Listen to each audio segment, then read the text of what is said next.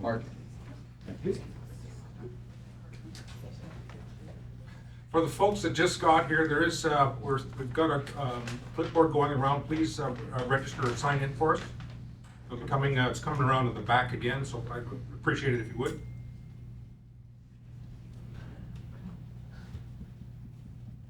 So I'd like to say we start right on time.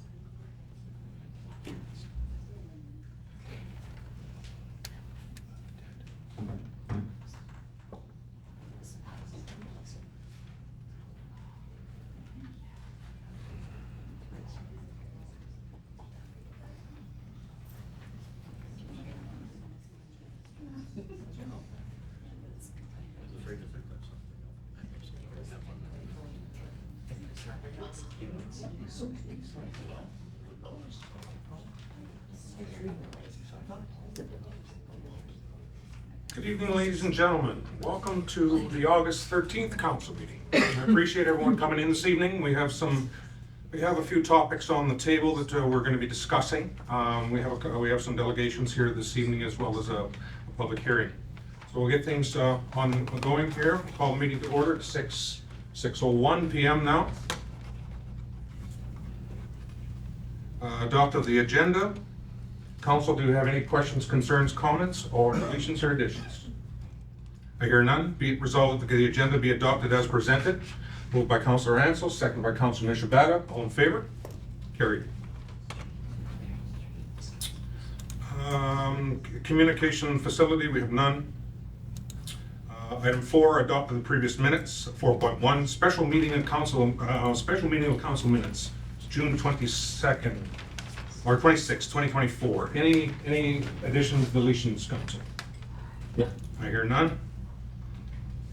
Be it resolved that the minutes of the special meeting of council held on June 26, 2024 be approved as presented. Moved by Councillor Nisabata, second by Councillor Heppels. All in favor? Carried. 4.2, the regular meeting of council minutes. Any questions, concerns, comments, deletions, additions? I hear none. Be it resolved that the minutes of the regular meeting of council held on July 9th, 2024 be approved as presented. Moved by Councillor Heppels, second by Councillor Klecki. All in favor? Carried. 4.3, Committee of the Whole minutes, July 31st, 2024. Same.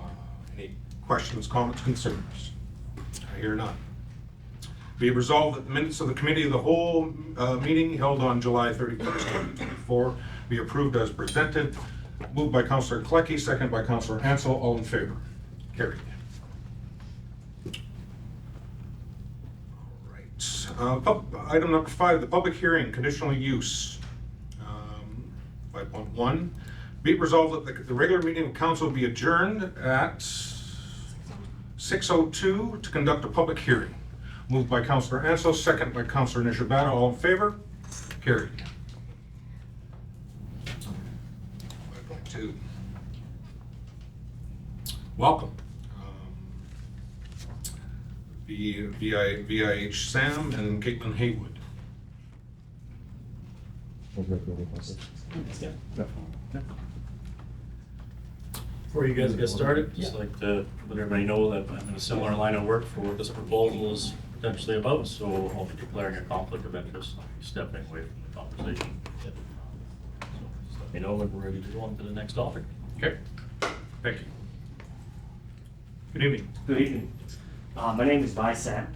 I am the lead designer for this project. I am representing the client. My client here is to propose a 14-unit development on the property at this time. And the property will be in two phases. The first phase will be the 8-unit townhouse, and the second phase will be the 6-unit townhouse. And we've been providing a full parking lot, and we've been discussing this with the planning department, and they have recommended some of the changes that we made, and there's a couple of variants that they recommended, and we accommodate that. And there's one variant, they say they're minor variants, and one major variance that we accommodated for the conditional use. Well, that's how we are today for get the councilors approval of that. I see, thank you. Eric, could you maybe inform us and bring us up to speed? Absolutely. I'll just, maybe perhaps just so that everyone can hear me a little bit better, right? So Southern Lake Planning has provided a report and a recommendation on this. I'm just going to take you through sort of an abbreviated version of that report, just so you can have some of the salient details on the project, and then I'm happy to answer any questions that you might have. So the intent of the application is to obtain conditional use approval from council for the town of Teulon to authorize the development of a two-phase 14-unit townhouse development on the property in accordance with town of Teulon zoning bylaw number 18-02 as amended. The subject property is located at 51 3rd Street southwest of Teulon. The existing lot is approximately 24,150 square feet in area and has 114.7 feet of public frontage on 3rd Street southwest. The subject property is characterized by an existing single-family dwelling and detached garage, and the site is surrounded by vacant residentially zoned land to the west and single-family residential development to the north, south, and east. According to the applicant, the first phase of the development would include 8 units of townhouses on the west side of the property, followed by a second phase of development consisting of 6 units of townhouses on the east side of the property. The applicant indicates that the proposed development is designed to cater to modern living standards and will feature contemporary architecture, energy-efficient systems, and high-end finishes to attract a diverse group of residents, including young professionals, families, and retirees. The applicant's letter of intent outlines several aspects of the proposal. I'll just walk through those. So for the townhouse units themselves, the first phase of development will include units with a floor area of approximately 950 square feet, including 2 to 3 bedrooms, 1 to 2 bathrooms, a spacious living area, a modern kitchen, private outdoor space. There's a typical floor plan provided in Appendix B of your package for reference. With respect to parking, the applicant intends to provide 16 dedicated parking spaces, ensuring that at least 1 stall per dwelling unit, along with 2 additional visitor parking stalls are provided. The proposed parking layout is illustrated on Appendix B of your package. With respect to utilities, the applicant is intending to utilize the town's municipal infrastructure for site drainage and sanitary sewer services. Tuelon does not have a municipal water system, therefore a private well will be required. With respect to landscaping, the applicant indicates that the proposed development will feature landscaped common areas designed for relaxation and interaction. The common areas will include green spaces, walking paths, benches, and possibly a small playground or garden area. The proposed landscaping is illustrated on Appendix E of your package. Sustainable design, the applicant knows that the proposed development will incorporate green building practices, including sustainable materials and energy efficient systems to minimize environmental impact and reduce utility costs. And site development, in terms of planning and approvals, the applicant indicates that they will collaborate with local authorities to obtain necessary permits and approvals. In the SIP development plan, the property is designated residential area. There are several policies in the development that apply to this particular project, including policies in the general urban policy section, in the urban residential area policy section, transportation policy section, municipal services policy section, and design policy section. It's quite lengthy in terms of the report and the policies. I don't intend to go through all of those this evening, but they are provided in a report for your reference, and if there's questions, I'm happy to answer any questions regarding those policies. With respect to the zoning bylaw, this type of project is referred to as a planned unit development, and that is a conditional use in the RG residential general zone. A planned unit development means a land development project planned as an entity in accordance with a unitary site plan, which permits flexibility in siting of buildings, mixture of housing types and land uses, usable open spaces, and the preservation of significant natural features. The residential bulk table in the zoning bylaw includes bulk requirements for permitted and conditional uses that must be satisfied by the applicant. So that information is in your package. I can tell you that the proposed development conforms with most of the bulk regulations for residential development in the town of Teulon, except for the maximum number of dwelling units allowed on the site.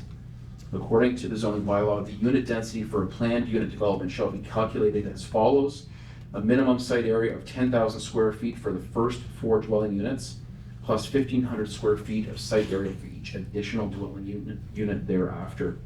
So based on this, with the existing site area being just over 24,000 square feet, the maximum number of permitted dwelling units is 13. Since the applicant is proposing 14 dwelling units on the property, the applicant must obtain a minor variance from the SIPD's development officer to increase that maximum number from 13 units to 14 units. With respect to the minimum front, rear, and side yards, the zoning bylaw requires council to determine appropriate setbacks for the proposed planned unit development.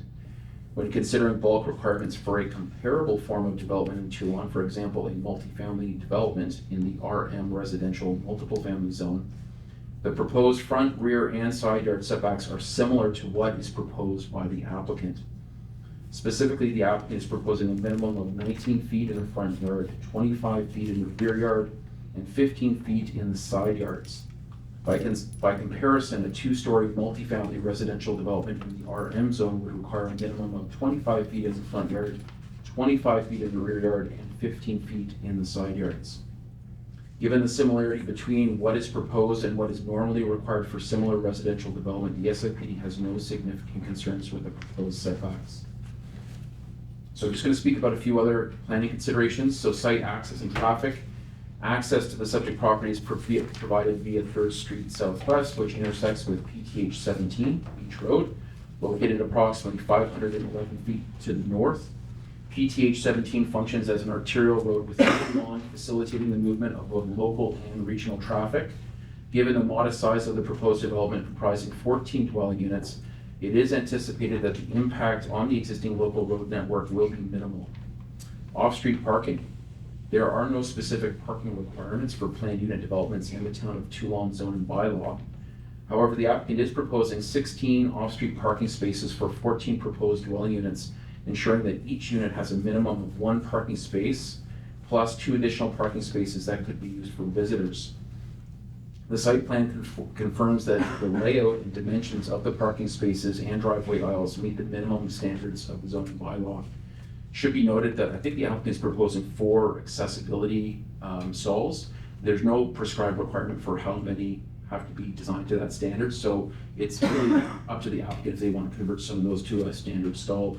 Like I said, there's no requirement in the zoning bylaw that prescribes a requirement of 4 accessibility stalls. With respect to site servicing, storm drainage, and soil suitability, sanitary sewer servicing shall be designed to meet all municipal requirements. Use of a private well system will necessitate provincial approval.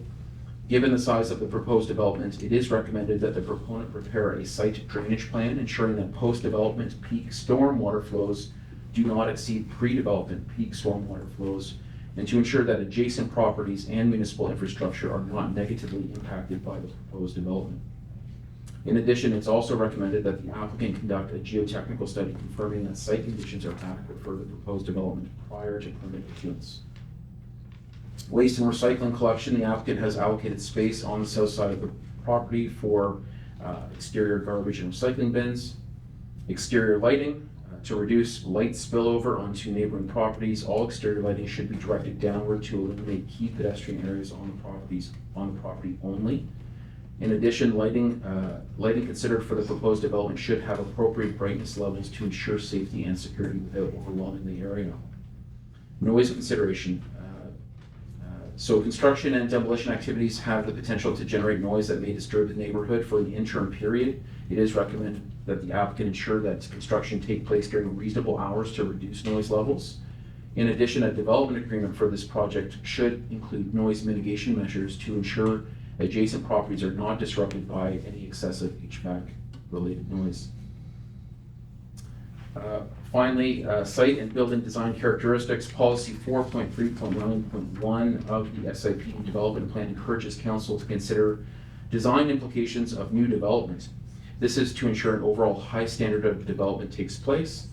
While the town of Teulon has not adopted formal urban design guidelines or residential development guidelines, the SIPD has recommended, or has provided the following general comments and recommendations for council's consideration. General layout and off-street parking. The overall massing and building location should be compatible with the existing context of the streetscape. Consideration should be given to how the building aligns and transitions in appropriate scale to adjacent land uses and buildings. In this instance, the proposed townhouse buildings are both 2 stories in height, 25 feet, which is generally compatible with the neighborhood and less than the maximum building height requirement for development that's permitted in the RG residential general zone. The proposed off-street parking is located in a partially enclosed area between the 2 proposed buildings. The preferred urban design approach for low-rise residential development is to locate surface parking areas behind the buildings fronting onto the road so that they are generally hidden from the street. The development proposal is consistent with this approach. Facade treatment and building materials. Facade treatment and building materials are encouraged to incorporate architectural elements that are complementary to and consistent with the character of the neighborhood and which establish an attractive building facade and entrances onto the primary frontage street. The proposed townhouse development design includes several vertical and horizontal projections with a roof design, building facade, and front balconies. This distinguishes the proposed development and adds overall visual interest to the project. Landscaping. New development should reflect and enhance the landscaping quality of the existing streetscape and adjacent properties. Normally, landscape areas are required for all setback areas adjacent to the street, except for those that are specifically reserved for walkways, parking, or vehicle access.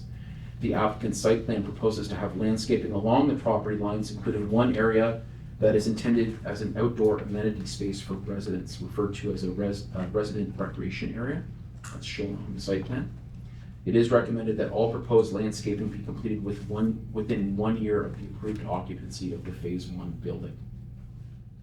Options for council's consideration. In accordance with section 106(1) of the Planning Act, after holding today's hearing, council must make an order to either reject the application or approve the application if the conditional use proposed in the application is determined to be compatible with the general nature of the surrounding area, will not be detrimental to the health or general welfare of people living or working in the surrounding area, or negatively affect other properties or potential development in the surrounding area, and is generally consistent with the applicable provisions of the development plan bylaw and the zoning bylaw. Recommendation. The urban residential area policies of the SIPD development plan encourages the construction of a full range of high, medium, and low density housing throughout the planning district, including Tuelon. Accordingly, the town of Tuelon zoning bylaw gives council the authority to consider planned unit developments by conditional use in the RG residential general zone. The SIPD believes the applicant has successfully addressed key planning considerations, including those related to the effective site layout, site access, off-street parking, landscaping, and building design. In addition, the SIPD believes the applicant has satisfactorily addressed applicable policies of the SIPD development plan and most regulations of the Teulon zoning bylaw, and as a result is supportive of the proposed developments subject to conditions. If council is satisfied that the proposed development is in compliance with the Planning Act, the SIPD recommends approval with the following minimum conditions. 1, the applicant owner shall obtain required permits from SIPD, including but not limited to development, building, plumbing, and occupancy permits. 2, the applicant owner shall obtain a minor variance from the SIPD's development officer to increase the maximum number of dwelling units from 13 units to 14 units. 3, that the applicant owner shall conduct a geotechnical investigation of the subject property to assess soil conditions as may be required by the SIPD prior to permit issuance. 4, the applicant owner shall obtain any approvals, licenses, or permits that may be required by the town of Tuelon, including but not limited to a lot grade permit, a driveway permit, and sanitary sewer servicing. Number 5, the applicant owner shall obtain any approvals, licenses, or permits that may be required by the province of Manitoba or federal government. And finally, number 6, the applicant owner shall enter into a development agreement with the town of Teulon to address various municipal matters, including but not limited to the minimum design and architectural requirements of the development, confirmation of all site servicing requirements, stormwater management, municipal road improvements if applicable, landscaping requirements to be completed within 1 year of the approved occupancy of the Phase 1 development, site maintenance requirements, noise mitigation requirements, timing and conditions of construction, capital lot levies if applicable, and any other issues deemed necessary pursuant to section 150 of the plan. Thank you. Thank you. Council, any questions regarding that before I turn this over to public? What I'd like to do, thanks, I appreciate that. What I'd like to do is I'd like to turn this over to the public, the residents that are affected or around this property. You have an opportunity to speak. Please come up to the podium. We want to keep your comments constructive, please. And your concerns, please address your concerns, and then we'll go from there. So further to do to that, do we have one of the residents that would like to come up and speak first?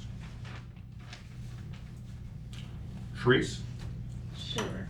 You can stay there, that's fine. Okay. I just want to say that I'm in favor in principle of this project. Tuelon's in need of more development. It's the only way that our taxes will, that we can survive, basically. We need more tax dollars, and the only way to get that is by having developers like Mr. Sam coming from other areas to invest in our community. So I just want to say that I do have a concern about parking, and I've spoken with Eric about this. So I know that there's no requirements in Tuelon as to the number, right? But I just, from my experience of having multiple 2 and 3 bedroom properties that I rent in town, that majority of people living in those units are 2 income homes which require 2 vehicles. And so I understand that if someone's gonna go take a look at the properties and that doesn't, and there is only 1 spot and maybe it won't work for them. But then I think about the developer, and I think it maybe is smarter to increase those numbers so that you aren't losing on saleability, right? I see it both sides of, because you want to make as many units as possible, but the parking issue, because we don't want parking down the street. I think we all people who are here for that live around there, we don't want a bunch of parking on the street, right? So, so that was one concern. The other is from the well water. Obviously, 1 well will not suffice 14 units, I don't think, right? We don't want to dry out the water table. So I'm sure council, you'll look into the requirements on how many wells would be needed for a 14 box on that size of lot, right?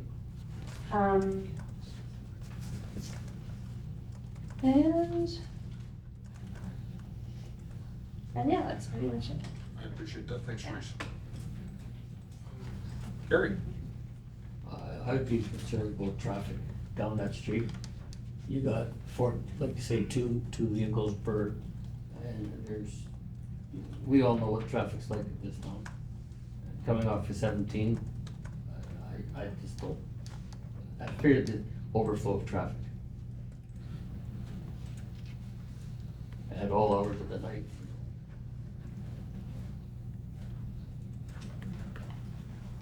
Anything further, Gary? There's gotta be different locations in this town that'd be more adequate for that complex.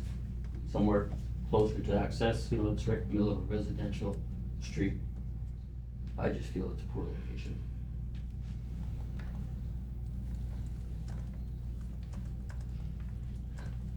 You got your hand up. No. Do I come up? Please, if you wish, if you're. These are fairly loud, but Rachel Brown. We own the property on 35 3rd Street North, which is directly behind the proposed property project, I guess. So I have no issues with more housing in general, and I have no idea if the town needs it or not. People here who know that better than I do. My concern is having the property right behind them, having a 2-story building. So the idea of the property was a retirement place because it was quiet, it's at the end of town, not very highly populated, and now potentially I'll have 28 people looking in my backyard. So I think that's the location is probably my biggest thing. The amount of traffic, the amount of noise, you know, I have no idea, lots of garbage laying around and stuff, so our little piece of property, which would be ideal, is now turned into maybe not so ideal, so I have some concerns about that.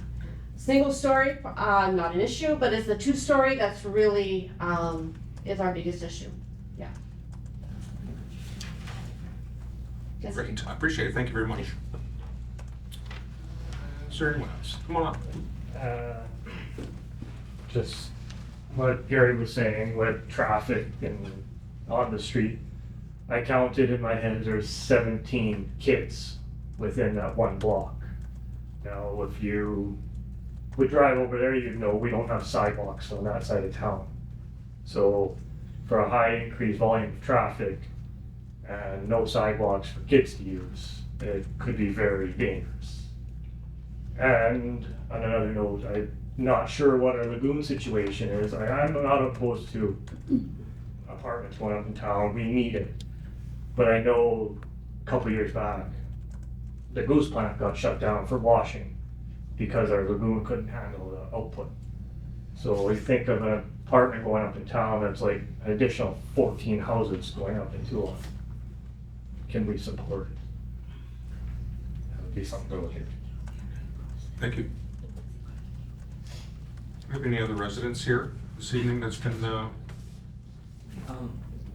live for that area of town. I enjoy the peace and quiet. I just oppose having a bunch of people move down the street. It's just too many people. Tuelon's a quiet town, I'd keep it that way. okay, appreciate that. I'd like to say something. Absolutely. So we're relatively new to Teulon, we're about 6 years in.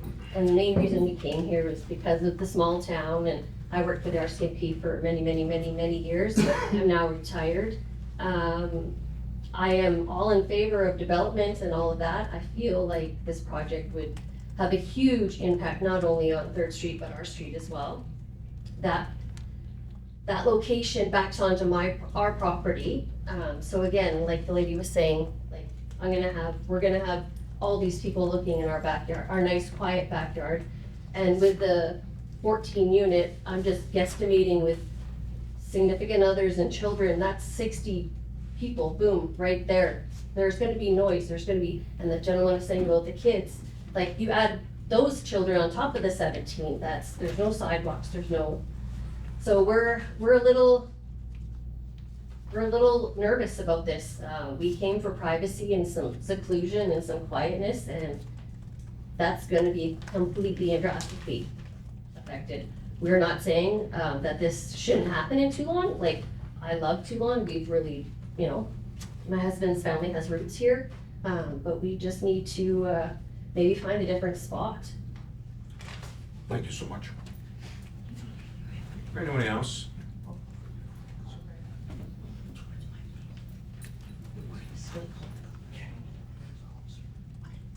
Ken, you care to comment? No, Okay. Is there anyone else in the back that would like to say something before I send this over to council? Okay. Councilor Klecki, any questions? I guess in response to if there's 17 kids on the street, there is no sidewalks in Tuelon in reality. But maybe that should be part of the stipulation that they have to push a sidewalk to get us to 17. There is sidewalks along where Kurt's apartment blocks are. So he does have sidewalk use outside of his apartment blocks. Okay, but maybe where, if this development went through, there should be a sidewalk on, what is it, 3rd and 1st, up to 17? Yeah, because the sidewalk does go up to the corner. Yeah. Where my property is, it just curls around, and it, yeah, it could be extended from there.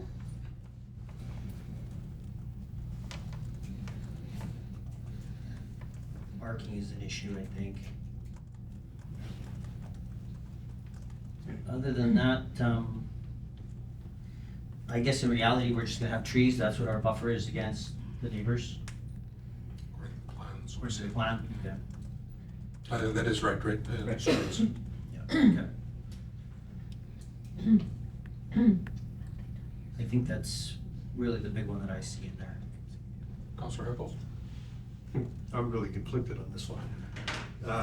I'd love, but it's no secret, I would love to see more housing in town, particularly, not even just the 2-3 bedroom, I'd like to see 1 bedroom, 2 bedroom, stuff that's meant for starter homes and low income. It's a really problematic spot to put that many people.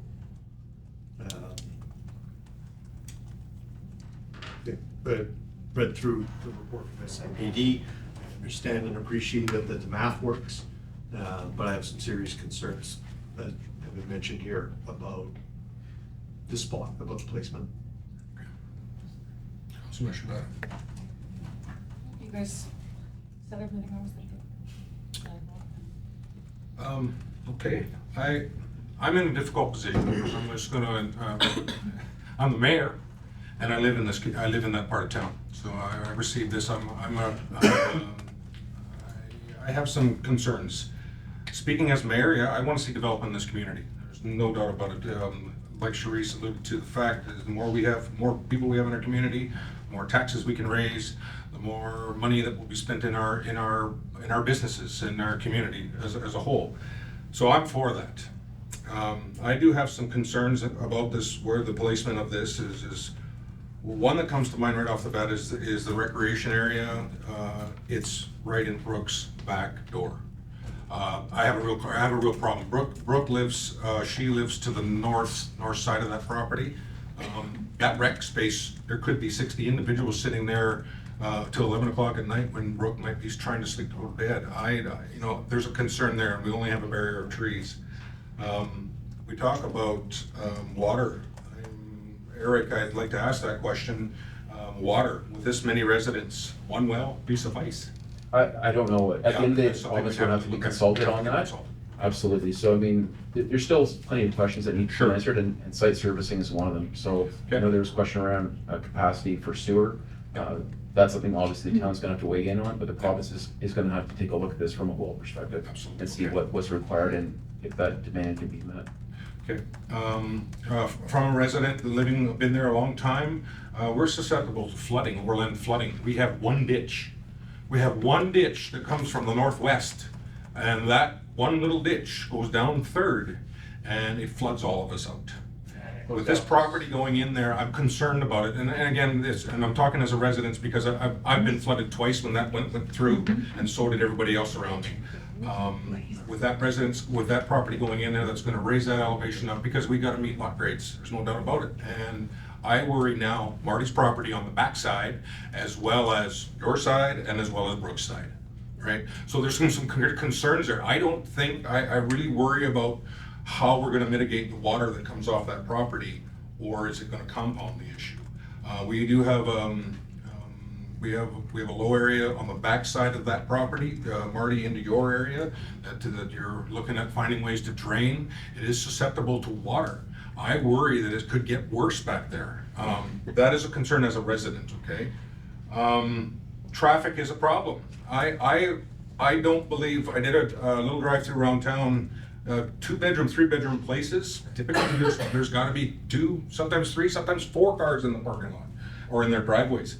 I worry, where are those cars gonna park? Because they're gonna, if the buildings go up, we can't, other than put no parking signs on our streets, there's gonna be a struggle where these cars are gonna park. I like the idea, Councilor Klecky, regarding a sidewalk. Yeah, that would help maybe alleviate some problems as a good thing for that area. I agree.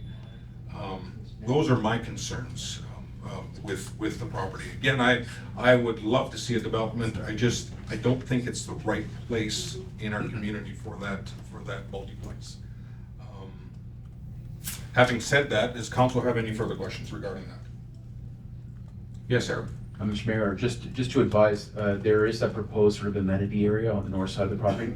It should be noted that, and I mentioned this to Therese, that some of that space could be allocated to an additional parking space or two if necessary. Now, obviously, it takes away from that amenity space, but maybe, if there's concerns about privacy on the north side of the property, there could be a kind of mutually beneficial change to the site plan to, as I say, add an additional parking space or two. So I just wanted to advise council that that is something that could be considered. And that as part of this process, if there's concerns around screening with additional, to the adjacent properties, you can require additional screening measures. So I just want to advise the council that is your prerogative to require that. Yeah. Okay. I guess Eric, I have a question. So when we look at property, building houses and things, you're building on the street, there's a setback and you just can't go and push it right back because then you're starting to infringe on your neighbor's backyard. So there's all those little regulations, but now when we do this multiplex, it just pushes. But there's no way around that. Yeah, so for planned unit development, there's still bulk regulations that need to be met. Now, those setbacks are for buildings, they're not for parking areas. And your zoning bylaw is not very prescriptive in terms of landscaping, or if there needs to be fencing or trees in certain places. It doesn't get into that level of detail. So it really comes down to what council thinks is appropriate.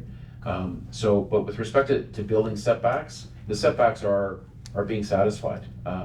There's nothing here that is kind of inconsistent with this type of development elsewhere, and there's nothing in the zoning bylaw that's being infringed upon. Otherwise, there would be a requirement for a variance. The only thing that is exceeding what is sort of the maximum is the number of units. 14 units are proposed, 13 are the maximum that are permitted on the site. Thank you. Is there anything further from the public? Is there any other locations in town where this could be? I agree with everybody, we need more housing. Is there not another location that may be an option to put this rather than smack dab in the middle of a residential area? And I can answer that question. I think, Council, you'll agree with me. We have pockets in this community, and Eric, you're well aware of the pockets we have that might make a better location for this. Would that not be something That might be something that might be seriously looked at? That might be something of consideration that we should maybe have that. Like right through the middle of right where the elevator and everything is. Like it seems like there's oodles of space, other than to try and squeeze this thing into a little community, for lack of a better term. Yep. A little quiet neighborhood, we're gonna try and jam this 14 unit place in when we've got oodles of green space here. That's not necessarily green space, but room that we can put this. Sure. And to satisfy everybody. No, We that's have more people living in the town, and we're not trying to cram them all into one little corner of town. Daphne? Yeah, just with concern with it not being a through road, I'm concerned about emergency vehicles, if there's a fire in the neighborhood, how do people get out? So that's very There's a valid. lot of problems like that in the city. Thank you. Therese? No, I was just gonna make a comment, and ultimately, does anyone want a fourplex? No, but they are in every community. Like, no one wants, right? Like, we live in our idyllic little town, right? But we need development, because people I see on Facebook bitch about, oh, we don't have this, we don't have that.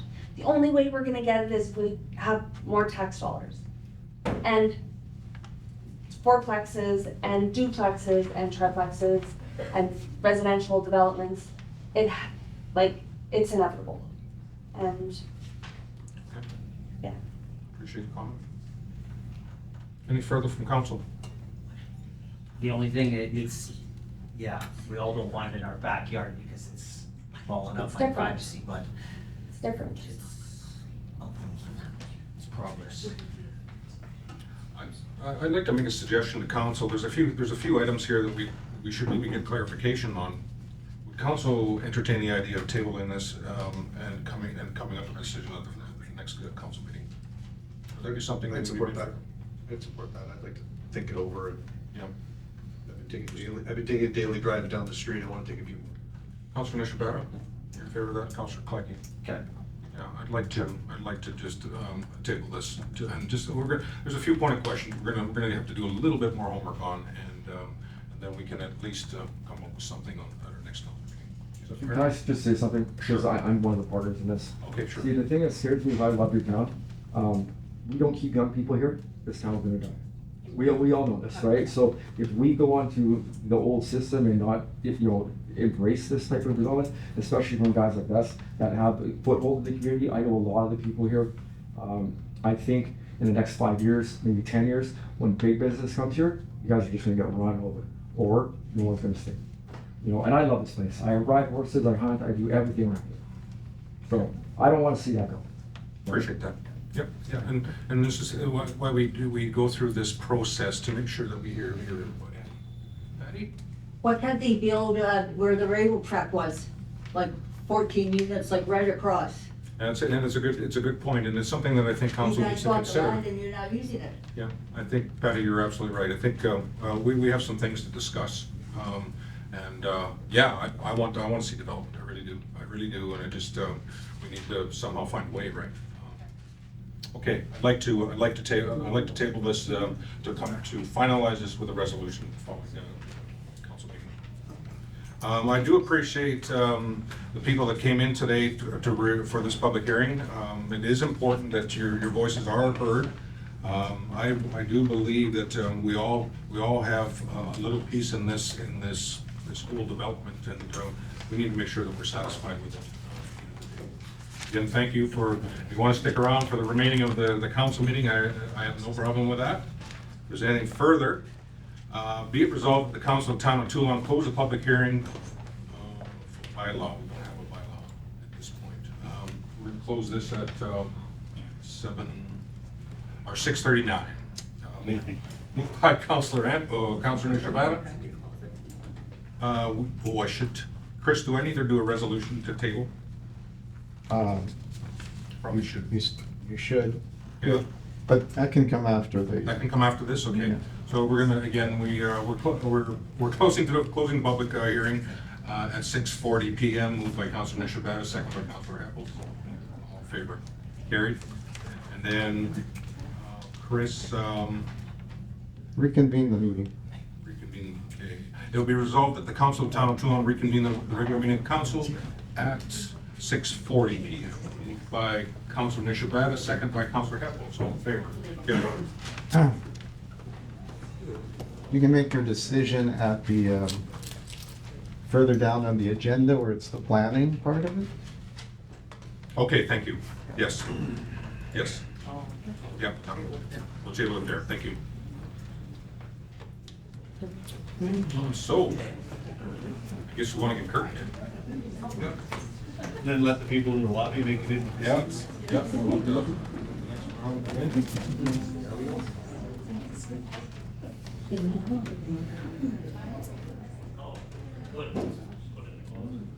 Come on in.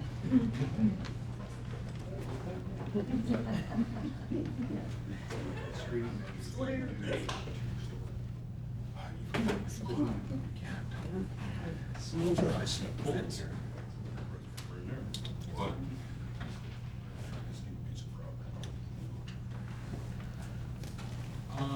Okay. Hey, Chris, we're all good to go? Yeah, we're on the delegation. Yes, we're on the delegation, 6.1. Safer School Walkthrough Delegation. Who is proposing this?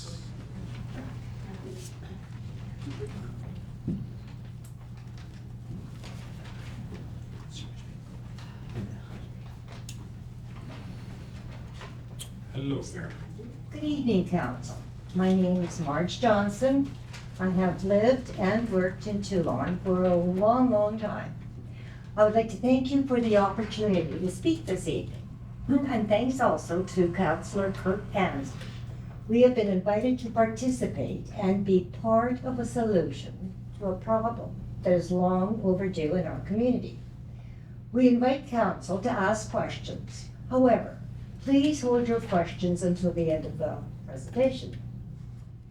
Today, with myself, we have Brian Burkowski, Ken and Iris Overby, Lenore Scravick, Elaine Good in attendance. Also, in support of this delegation, but sending their regrets tonight due to scheduling conflicts are Lorraine Murray, Ruth Morrison, and Rod Ladowski.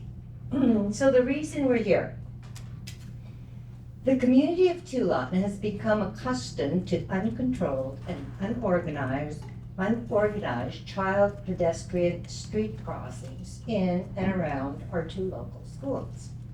We have 4 main concerns regarding the children's street crossings in our community. Number 1, for several years, students walking along the gravel path along First Street Northeast, School Street, have been forced to cross Highway 17 at an uncontrolled location to access the south half of the community because the path does not connect to the only crosswalk the community has, which is a short distance away. Number 2, students walking to and from either of the schools are crossing First Street Northeast at random locations, anywhere along the street to get to the northeast corner of the community because of the lack of dedicated crossing locations. These situations have existed for decades. Several complaints have occurred repeatedly from bus drivers, teachers, parents, and the general motoring public. The common comment, many are simply surprised their child has not yet been struck by a vehicle. And why does the town allow this to continue? Number 3, the northwest corner of the community has natural barriers that prevent children from accessing either school. There's a ditch that is predominantly full of water throughout the warmer months and unplowed access in the winter months. It causes these students great difficulty getting to school, which requires them to cross the highway uncontrolled, to simply cross it again to get to the current crosswalk. Number 4, now, with the addition of a new nonprofit daycare in the community, this has brought to light the lack of sidewalks in the northeast corner of the community. This daycare school-age program needs to walk a now large group of children to the school twice per day. The Interlake School Division prefers that these children enter at a desired location, the main entrance in front of the school. To do this, these children who are very young have to cross a highway at an uncontrolled location to simply cross it again in front of the school.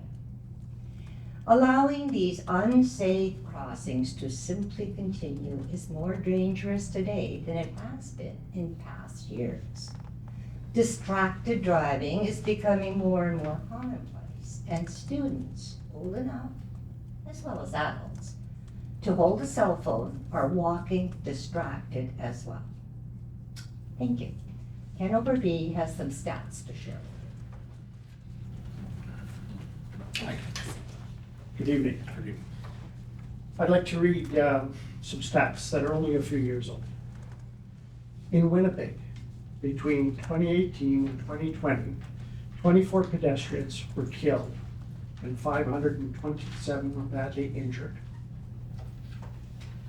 Brandon recorded 28 pedestrian injuries during that same period. Some of the general infrastructure issues that contributed to this was problems, including the absence of mid-block crosswalk, were reported in 8% of pedestrian fatalities.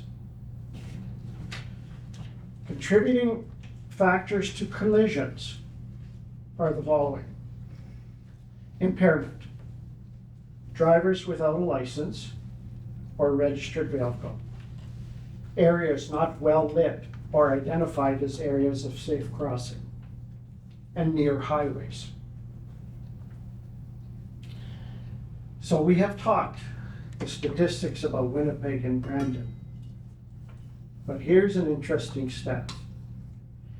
84% of fatalities happen in rural areas, with 19% being in northern areas. In 2021, the rate of fatal child pedestrian injuries was nearly twice as high in rural areas compared to urban areas. These last couple figures highlight the importance of targeted safety measures in rural areas to reduce the number of injuries and fatalities. Thank you. And now, Lenore Scravick. Good evening, Mayor and councilors. For those of you who don't know me, my name is Lenore Scravick. I've been born and raised in Tuelon. I attended both Tuelon Elementary and Tuelon Collegiate. I then became a teacher and taught at both Tuelon Elementary and Tuelon Collegiate. My last few years at Tuelon Elementary as administrator, I did bus duty every day. So I was out there watching the children crossing School Road, especially the children from the northeast sector. Can't commit to the bus loop. It was always dangerous and there was a few scary incidents. So that's one reason why this really caught my eye and I'm part of this delegation. Council's recent decision to install a crosswalk at 2nd Avenue Northeast near the high school will definitely benefit the children in the northeast corner of the community to go to and from the high school. Thank you. But what about the children crossing our school street to get to the elementary school that reside in that northeast corner of the community? These younger children, as well as including the daycare's 30 school-age children this fall. What's going to help them? A previous council supported a walking path from our Green Acres Park to the elementary school to accommodate the then new park location of Teulon Daycare. That asphalt walking path serves the Teulon Daycare's purpose, but it has also become a desired walkway for the rest of the community and is used daily. Today, though, there seems to be resistance to simply plow the snow for an unused town-owned 1 block length of back lane for the new daycare to get their kids to the same school. It's the shortest and most direct path of access to the daycare for the daycare children to get to the elementary school, despite a corner of the community that doesn't have a single sidewalk. This path keeps them from having to walk on the street in and amongst vehicle traffic. We feel that this back lane path would also serve as an active transportation corridor for every resident in the northeast corner of the community, including the new 55+ residents at the same location as the daycare, as well as all the other school-age children in that area of town because of lack of sidewalks and getting safely to school. However, what is Town Council going to do to accommodate this new entity safety requirement? All of the council have seen the video of the Safer Walkways proposal. We are here to say that we support every aspect of this proposal. Council has now met twice with the 3 members of the Interlake School Division, members that do not reside in our community and are opposed to a safer walking proposal recommendation. The school division would rather see the town pay for higher cost multiple crosswalk installations on Highway 17, as opposed to crosswalks located on the lower traffic street that our schools are located on. We feel that the recommendation proposed in the Safer Walkways proposal are the safest solutions for the problems we currently have, and we would like to see these suggestions imposed immediately. This has been talked about in the community for 2 years. It has been a concern of mine for much longer. How much longer is this group going to talk about this before they realize the common sense solutions that are in front of them? This group in front of you is here to say that we are either residents of the community or residents a stone throw from the town's border. Regardless of where we currently live, we have all spent our working careers in the Interlake School Division, working in the Tuelon schools. We represent over 250 years of combined experience working in this community. I'm sorry, this can't be laughing yet. We have represented over 250 years of combined experience working in this community, teaching this community's children, and watching these concerns unfold every day over the years. As many of us have individually taught for 30 possible years here, the members of this community would like to see this progress occur for the safety of our children's children now, as well as all the other members in the northeast sector of town. This council has all the information they need regarding this. They know where their property boundaries are, and you have talked about the various complaints at length. The public has provided feedback every time this topic comes up, whether it be on social media or by filling this audience every time this is discussed at council meeting. The next step is action. We would like to see this voted on and carried out already. 2 of the councillors are offering to pay the improvements so it doesn't impact the town budget. So this potentially can take place this fall for the upcoming school year. Please, it's time for a vote on this already. Thank you.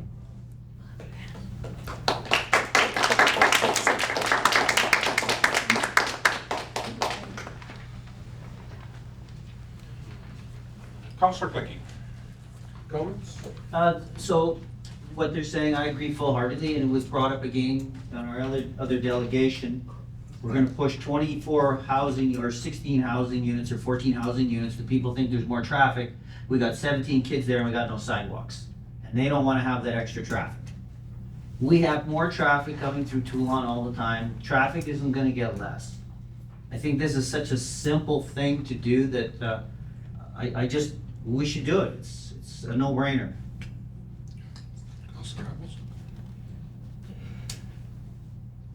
Thank you very much to the delegation, to everybody who's here, and everybody, and it's great, it's a little retrospective of my elementary school years, high school for Mr. Overby. I particularly appreciated that Mr. Overby was the one who presented the statistics. That was bang on. So, and I've said it before, many people in the room right now have heard me say it, I support the idea of having something safer for, again, it's a problem. It was a problem when I went to school here, elementary school, high school. I live on First Avenue Northeast. My kids have crossed that street to get to school, elementary and high school. The reason I say thank you to you as a delegation is this is honestly the first time in this chamber that the full plan has been actually discussed and presented. Outside of this chamber, the plan has been posted on YouTube. It has been discussed, but not within this council chamber. This is the first time that it has officially been, this is a plan, and we the town, we the people of the town, support this and want to see this happen. Up until now, it has been 1, 2 voices in this chamber.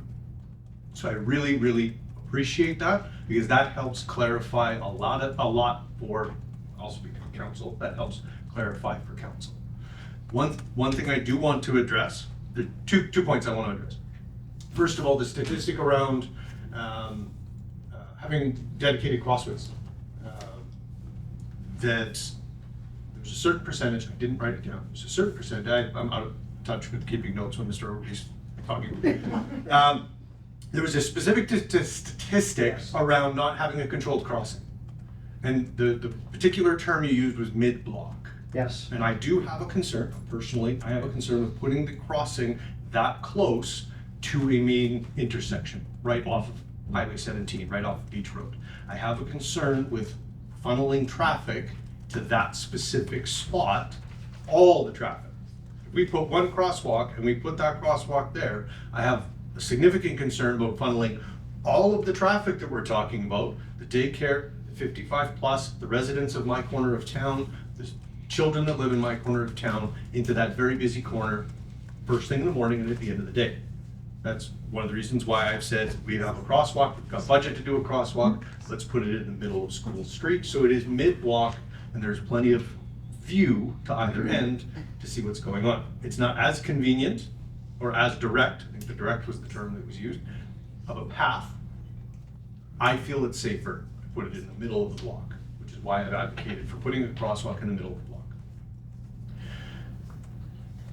And I'm forgetting my second point now. It's already been a long night. The other one that I did want to clarify, which is part of why I say thank you. What we heard from the Interlake School Division was officially, we've never brought a plan to them, which is true. This council has not had a formal, fully fleshed plan put in front of us for us 5 people, or at least 3 of us, to agree on to say this is the official position of council and how we want to move forward. Because we have not had the coherent plan, and I've talked to some people in this room about that because they've asked me the question of why isn't this done yet? Because we have not had that cohesive plan that we as council could agree on and bring forward as our position, there's nothing for them to disagree with. Now we have a cohesive, coherent plan that we can sit down, deliberate, discuss, and move forward on. Anybody who's been here I get frustrated. I get very, very frustrated at the speed at which we move because it seems like we just keep talking and the narrative keeps changing and the plan keeps changing and it's a constant set of moving goalposts. This discussion started with a back lane.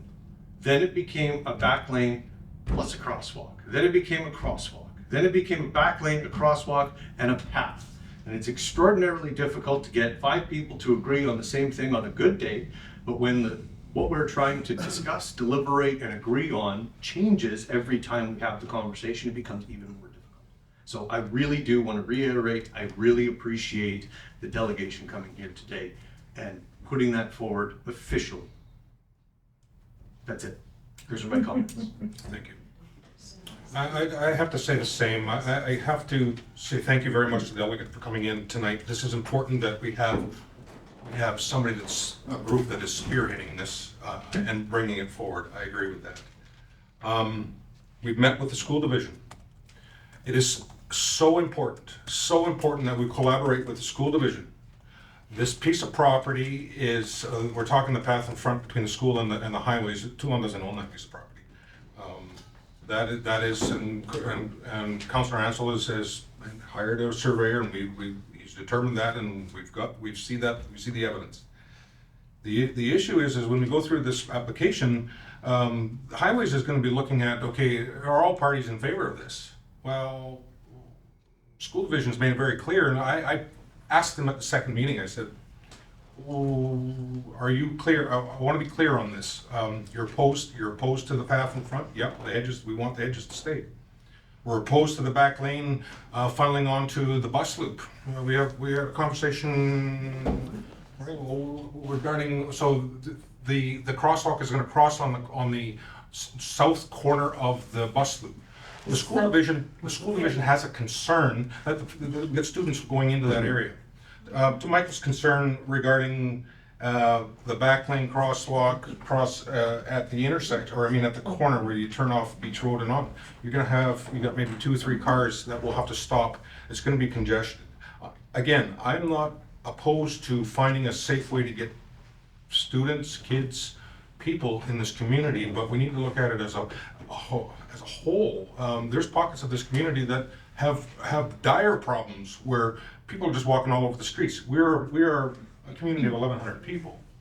I want to comment on the action, that we need to do action. Yes, we're government. Yes, we're municipality. We go through a process. We go through a process, and that's budget deliberations once a year. Once a year, we have to sit down as a business. You can imagine, you're running a $3 million business. You've got to sit down and put your I's and cross your T's, and you need to budget because we're playing with your money, your tax money. I'm going to stand in front of that. If we go into budget deliberations and we agree as council, we spend weekends, weekdays, weekend nights going through line by line and coming up with a plan. We throw ideas on the table, they hit the cutting room floor as fast as they go on the table. When we did our 2024 budget deliberations, we decided these are the things we're doing for the community this year. At that time, we did not budget for plans and pathways and so forth for this fiscal year.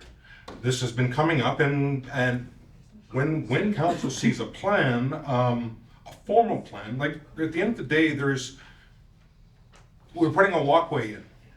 Okay? The area is prone to flooding.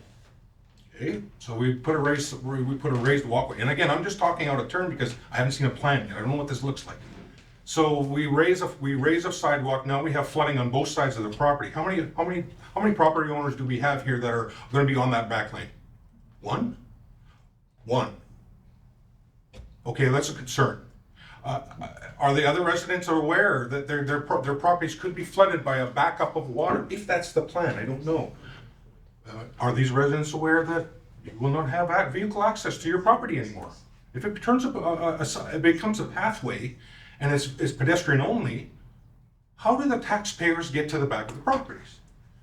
I'd like to see those residents, I'd really like to hear from them and to see whether they want that. Again, we're making decisions on their behalf, not just the students, not just the people of 55 plus. I agree, safety is important. Ken, your statistics, I agree with you 100%. Yes, Selkirk, Winnipeg, we're 1,100 people. It's a little different. I don't know what the counts are on 17, but it is a problem. In every little community, I look at Stony Mountain, they don't have any sidewalks, they don't have ditches.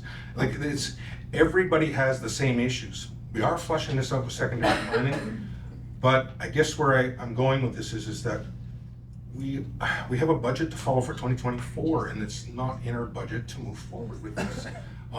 Yes, Councillor Ansel and Councillor Klecki are interested in donating some funds to get the project going.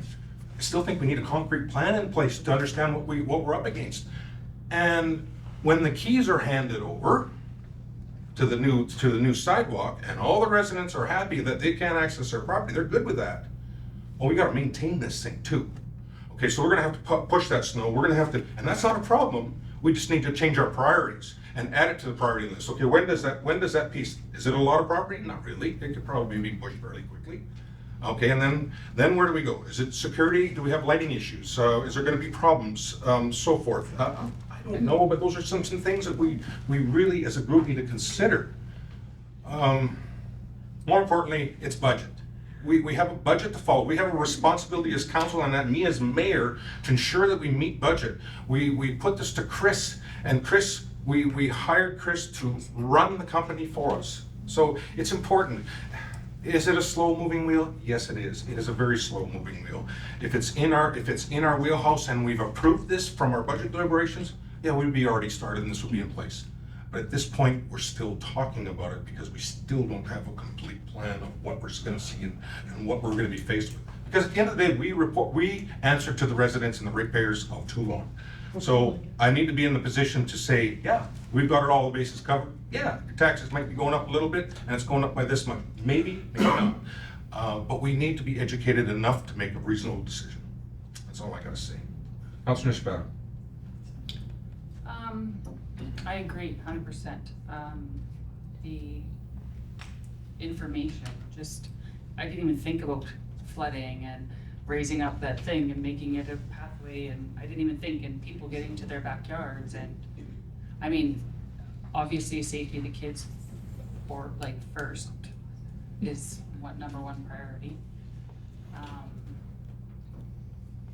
I think, and two, it's just so confusing. I'm like, hey, I don't understand why, like Michael said, it's gone from this to this to this, and that's great, but it's like, we need the actual plan. And I'm a visual person. I went there and I went by to Crossbrook where we discussed at the last meeting where we were gonna put it. And I was like, yeah, this is perfect. You don't have people coming off 17 onto School Road and boom, there's a crosswalk. Like, there could be a kid right, push the button and they didn't see. So yes, I agree with everything everybody's saying. That it's all good. I think we're all on the same page. It's like our papers are in the air. And we just need to sort everything out and have a plan. And like you said, budget. This is what we talk about, what we're doing this year. We're putting in a crosswalk this year. So that's step one or phase one of this issue that we have, right? Yeah. Thank you. Councilor Ansel. Okay, thank you very much, guys, for this feedback. This is a lot of detail that has not been talked about before. This is the first I'm hearing of concerns regarding building up a walking path down a back lane, creating flooding concerns, restricting access for some residents possibly, very valid concerns. A comment regarding children possibly walking in the bus loop and the school division having a concern with that, a very legitimate concern, definitely for sure. As far as details and things like that, I mean, we've all seen the video that was proposed. That is the detail as to what it is that I am proposing and what this group is here to support. It's very much in detail. So just to clarify a couple things, there's been no talk about putting gravel down a back lane. This is simply leaving it the back lane the way it is. It's something that isn't prone to flooding. We've had a very wet year this year. You know, there's no low spots in there whatsoever, so no gravel needs to go down, nothing needs to change in that respect.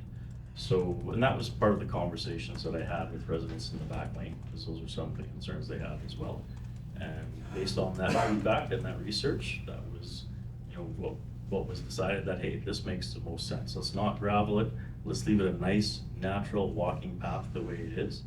The only thing the town would have to do would be to plow a 5-foot wide path going down it in the wintertime, which was what the request was last winter regarding this. You know, it's the comment about funneling kids through the bus loop. I mean, this is based on the response from our school division. Our school division simply hasn't taken the time to fully understand the details of the proposal. Nowhere in there is it recommended or suggested that children should be walking into the bus loop. That's the whole idea behind a walking path approach. It would have its own back lane path, would have its own access to the current walking path that's in place.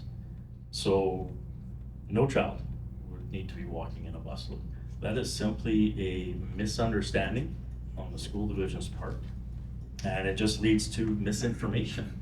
And it's comments like that that I started to see popping up here and there that really said to me, you know what, I need to actually put a video out there as to the details of this, because people are getting this wrong. People are assuming things. People are pulling ideas out of thin air regarding what it is I'm proposing. You know, this group sits here and says we don't know the details, we don't know the plan, but we've all seen the walking path proposal. The details are in there. Like, I'm not sure what else I could do to draw it out. It has diagrams, it has arrows, it showed the direction that children and the community would be traveling in.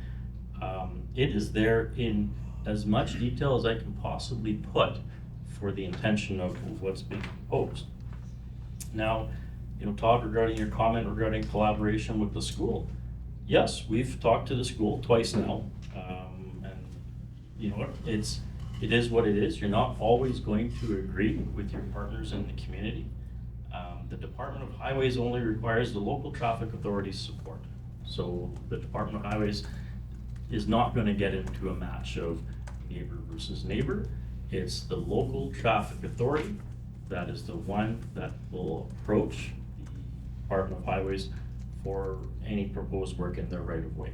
So just to clarify that, and that's again just me doing my personal research on this and talking to, you know, the Highways Department, several departments, just to confirm my facts, and some of which Chris has found out as well, and there's probably maybe others he's yet to find out, which is fine.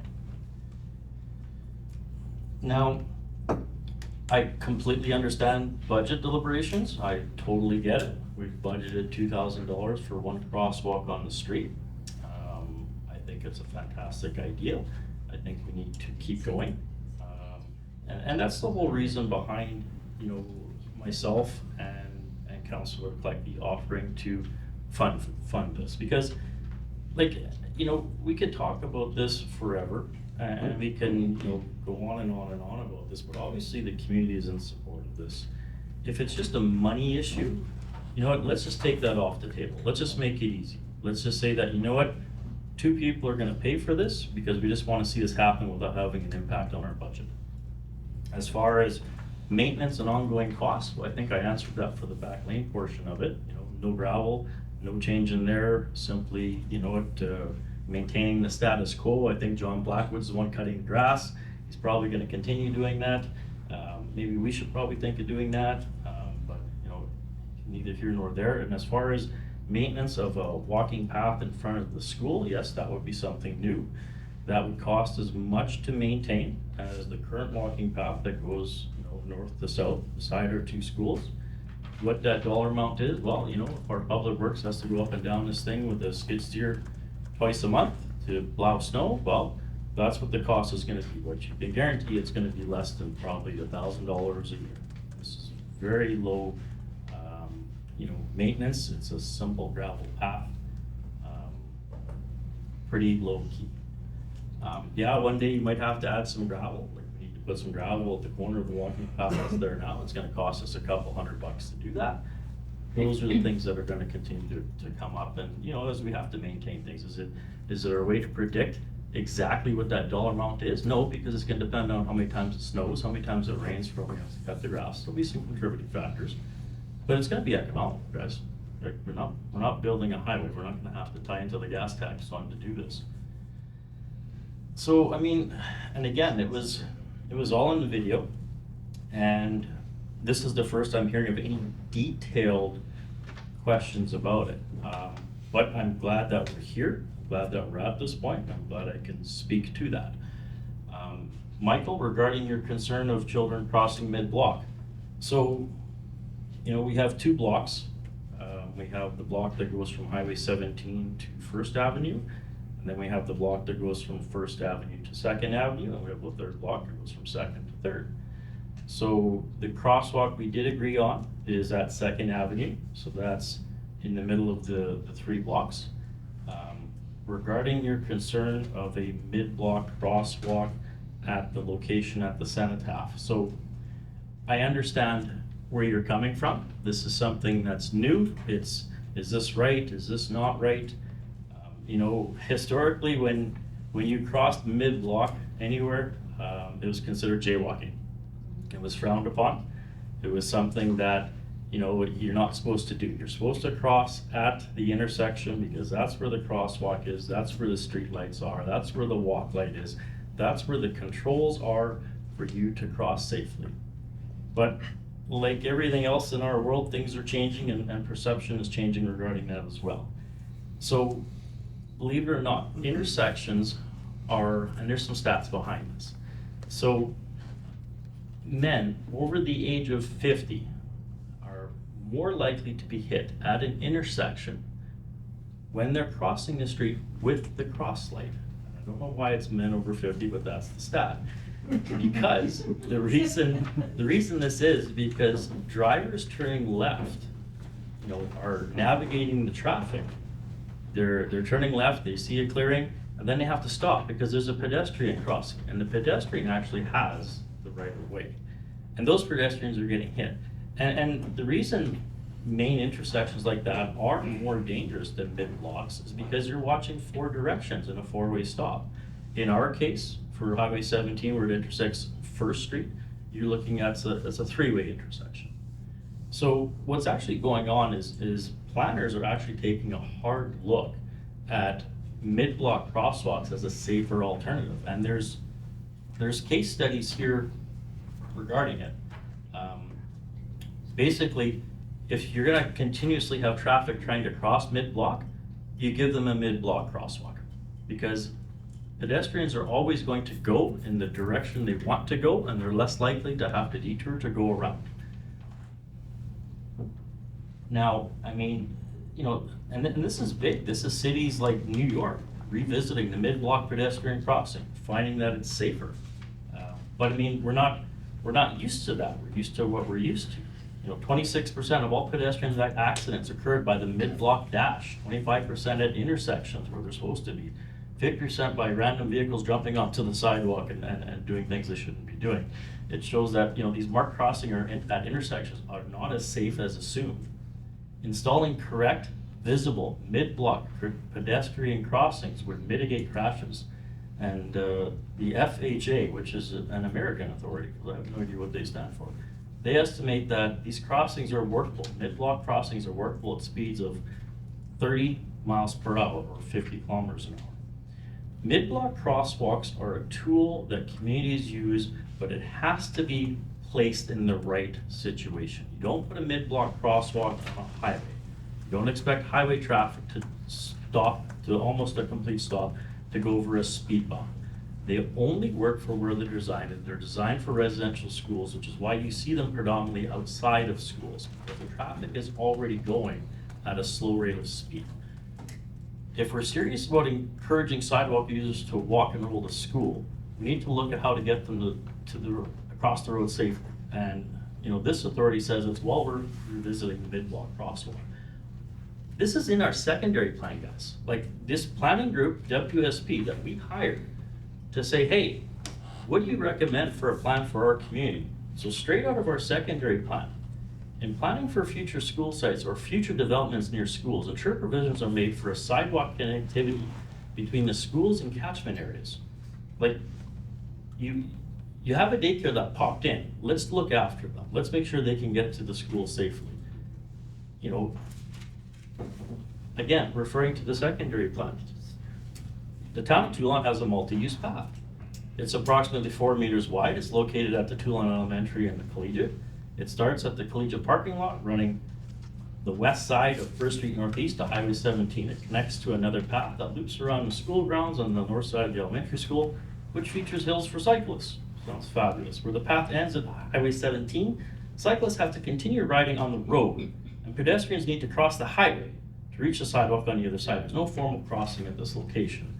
But that's kind of a finger right at us that, you know, there are some things we should be fixing maybe around here. But I mean, we've all been here long enough to understand that what we've been living with, we've come accustomed to. And it took me building this development to take a hard look at this, to go, what's the way these kids are gonna go to school? And then your eyes are open to all these things. So we have talked about this a lot, I agree, and the plan has changed, because as my eyes are open to this, I keep discovering more issues. So there's more to fix. So I finally have a plan put together. That's the plan that was on social media. Say, hey guys, here's something we can do to solve a variety of problems that we've been used to. And it aligns with our secondary plan. It aligns with what's going on in the rest of the world. This isn't a hard decision. It really isn't. I feel that I've upset everybody by putting it on social media.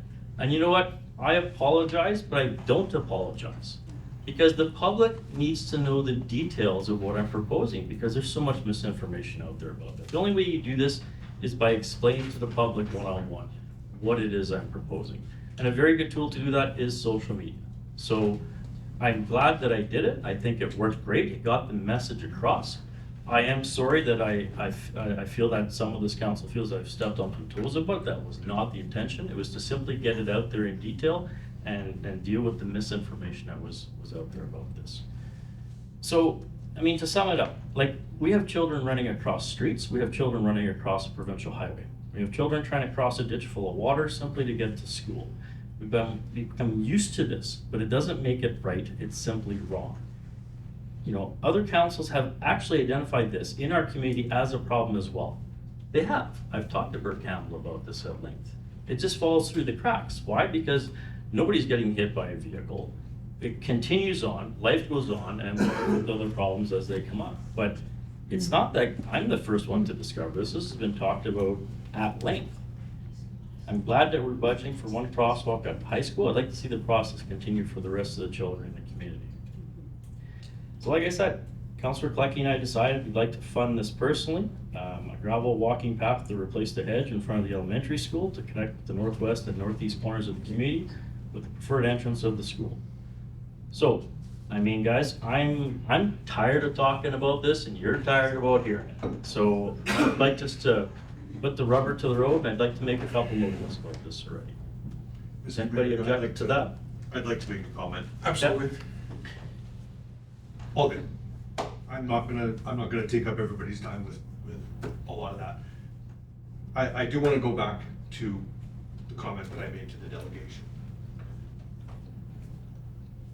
Are you suggesting, Councillor Ansel, that the appropriate way for this council to do business is not to present anything officially in council, but if I want to have something done, I should record a video, put it on social media, and not send it to you? Because my wife is the one that provided me your plan.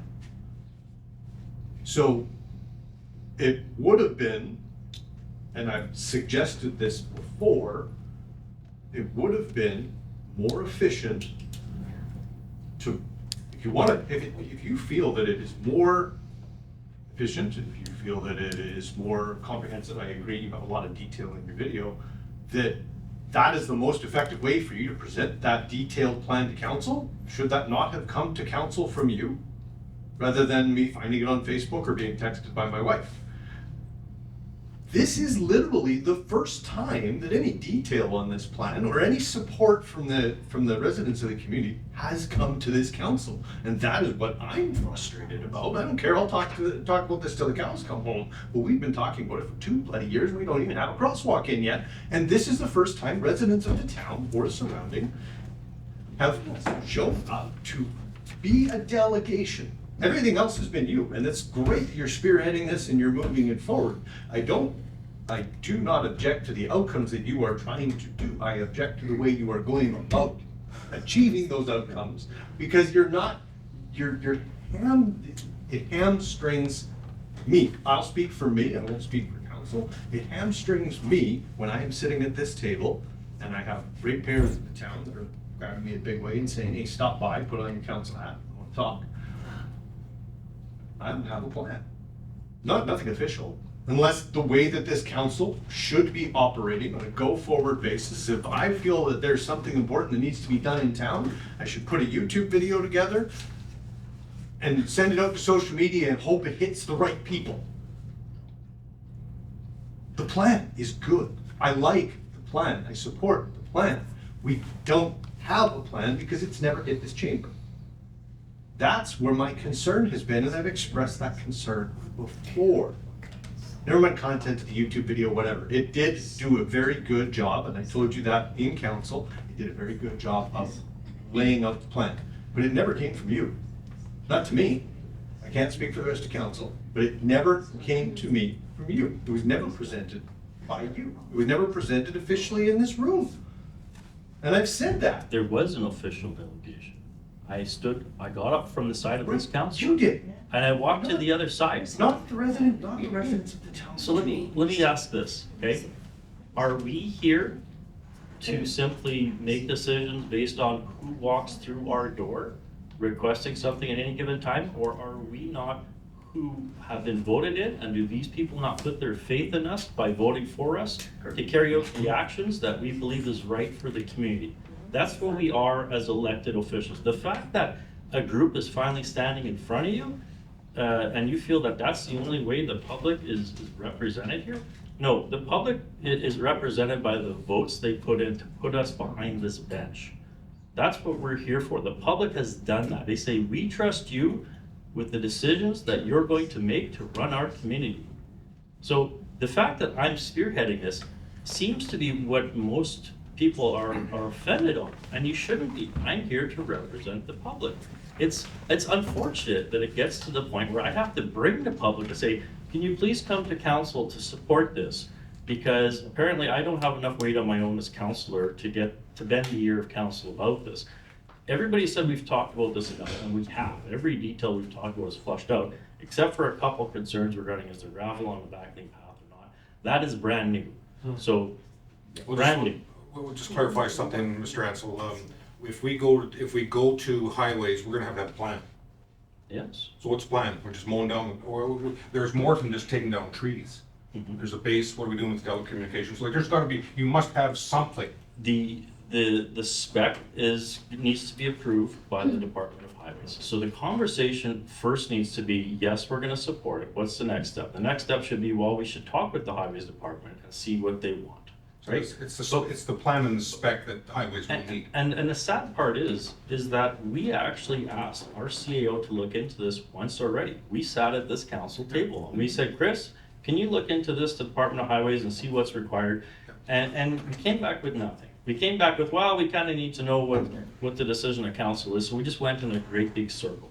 And we waited a month between emails for that, which is just unfortunate. That direction should have been, here's what the Highways Department wants, and this is what we're gonna be required to do.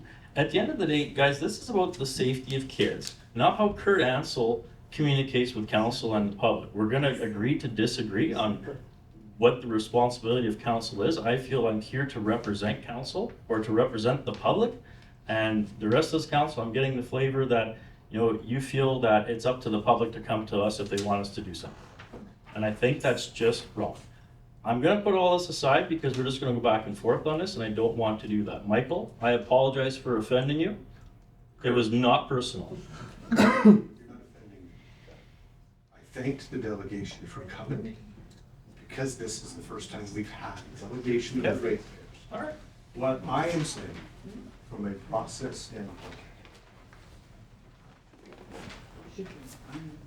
I do not feel that if I had a presentation for council, that I should, go ahead, I record a video, throw it out there, do whatever I want, and post it on Facebook, if I've got the idea. But that's, there's a disconnect.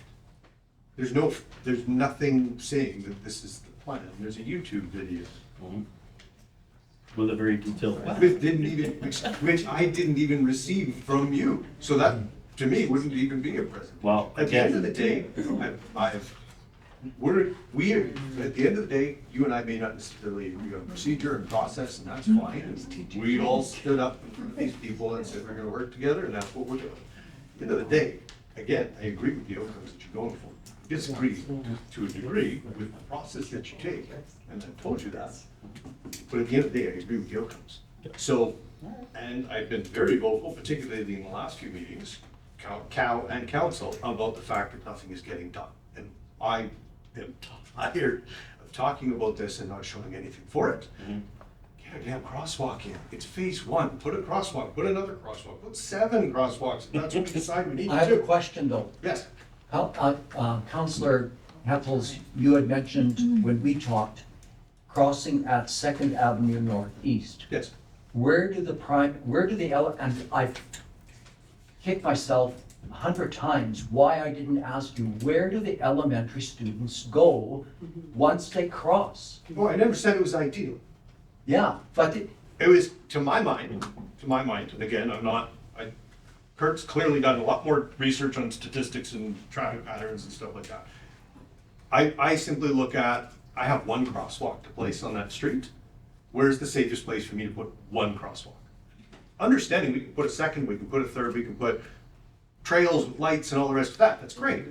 But right now, I've got 1 crosswalk and I gotta put it somewhere on that street. Okay, but where do the elementary students go once they've crossed that street? Then they would have to take the path. And it goes to the bus loop. Right. The south end of the bus loop, and that. Yes, they would have to cross over, you are 100% correct, they would have to cross over the bus loop. Again, not ideal. Yeah. That's why you need the other. That's why we need the extension. Yeah, again, this was my opinion, based on, I have 1 crosswalk to put down. That's it. Then just put 1 more for the other half of the Right, population. because there's nothing saying that Only we, 2. because there's nothing saying that we can't do a 2nd crosswalk That's right. later, there's nothing saying we can't do a path later, but my Thank you. frustration and what my opinion is that we've talked about this way too much, we've talked about this long enough. I have budget for 1 crosswalk, my opinion is that crosswalk should go there, because that's what makes the most sense to me, in my opinion. For the collegiate, that's perfect. Councillor Thank you. Ansel has a plan. Myself and him are willing to fund it. It's not a perfect plan. It's not written in stone that that's the only way it's gonna stay. We can change this thing in 5 years if we had to. It's not rock solid. If something isn't working perfect, you modify it. But we need to do something because we're sitting here and we're talking about stuff. And well, we got 1 sign in, but here we're willing to do a major change to do the safety of the kids. And we get back to the little thing and, well, you know, the maintenance thing. Well, if a kid gets hit and a kid gets killed, what does your maintenance mean anyway? Nothing. Exactly. Yeah, maintenance means nothing. But as I said at our last meeting, it's paint and posts. Put the damn thing in, and if it means that we need to move it later, move it later. Okay, It's well, paint and posts. it sounds like we're in agreement to do something. We're in agreement that Kurt works in mysterious ways, and that's fine. I'm an entrepreneur that gets things done. I'm still learning to communicate with 4 other people to talk things to death, and so be it, Michael, I'll get there for you. Again, I apologize if I upset you, but let's just decide if what's been proposed is right for the safety of the children, right? So I'd like to make a couple motions here, guys. I'd like to make a motion that the hedge, to remove it in front of the school, leaving the trees in place, to make room for a gravel walking path that goes from the east to the west along the entire front of the school, and that Councillor Klecky and myself be allowed to pay for the cost personally for this.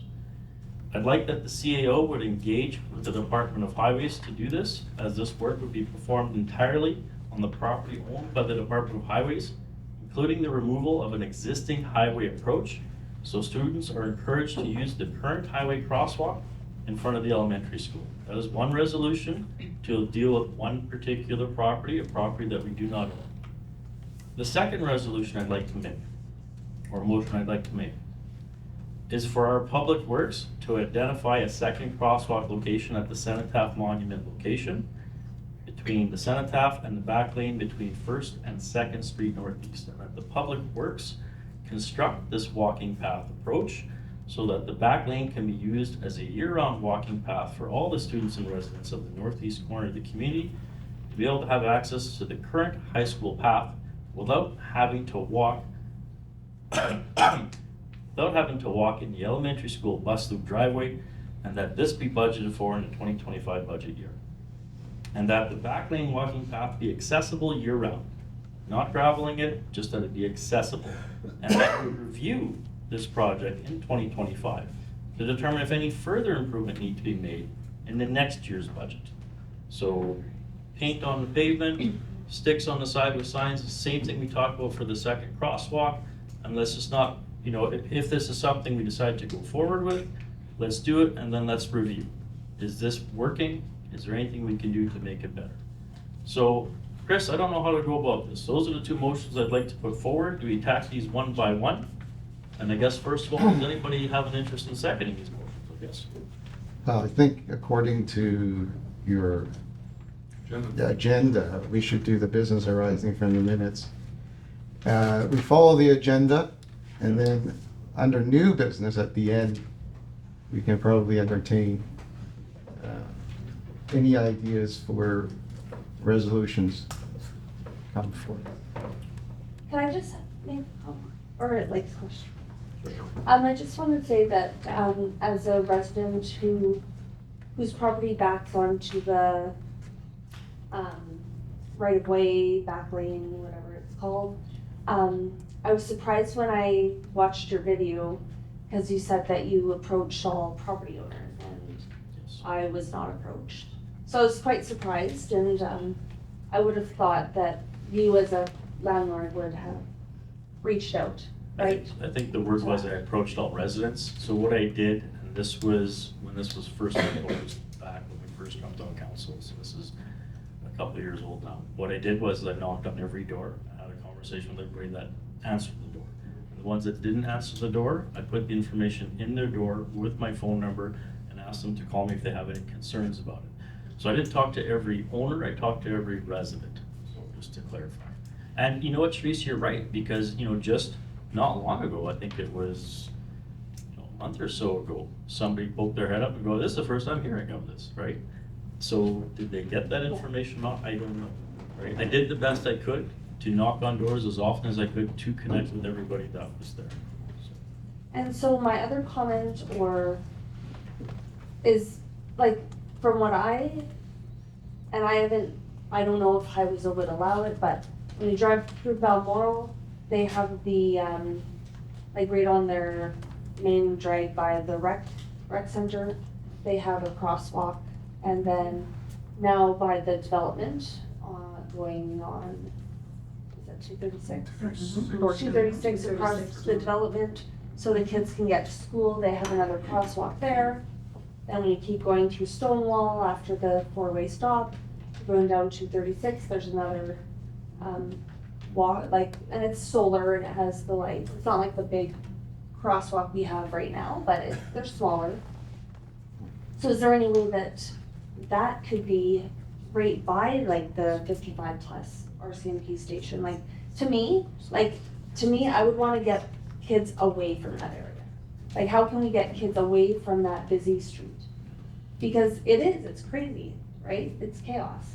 And so to funnel them away, have them go out that main crosswalk, walk down walk down 17 to the next crosswalk, and then they can go mid-block, like it's pretty much mid-northwest sector, right? And then they can all walk safely to their home. I just don't know, obviously highways, if that would be an option or if that's an option. I can say, Sharice, that I did look into that. That type of crosswalks, and the exact one at Balmoral, I actually spoke with the resident in Balmoral that was pushing for these. He gives a plethora of information.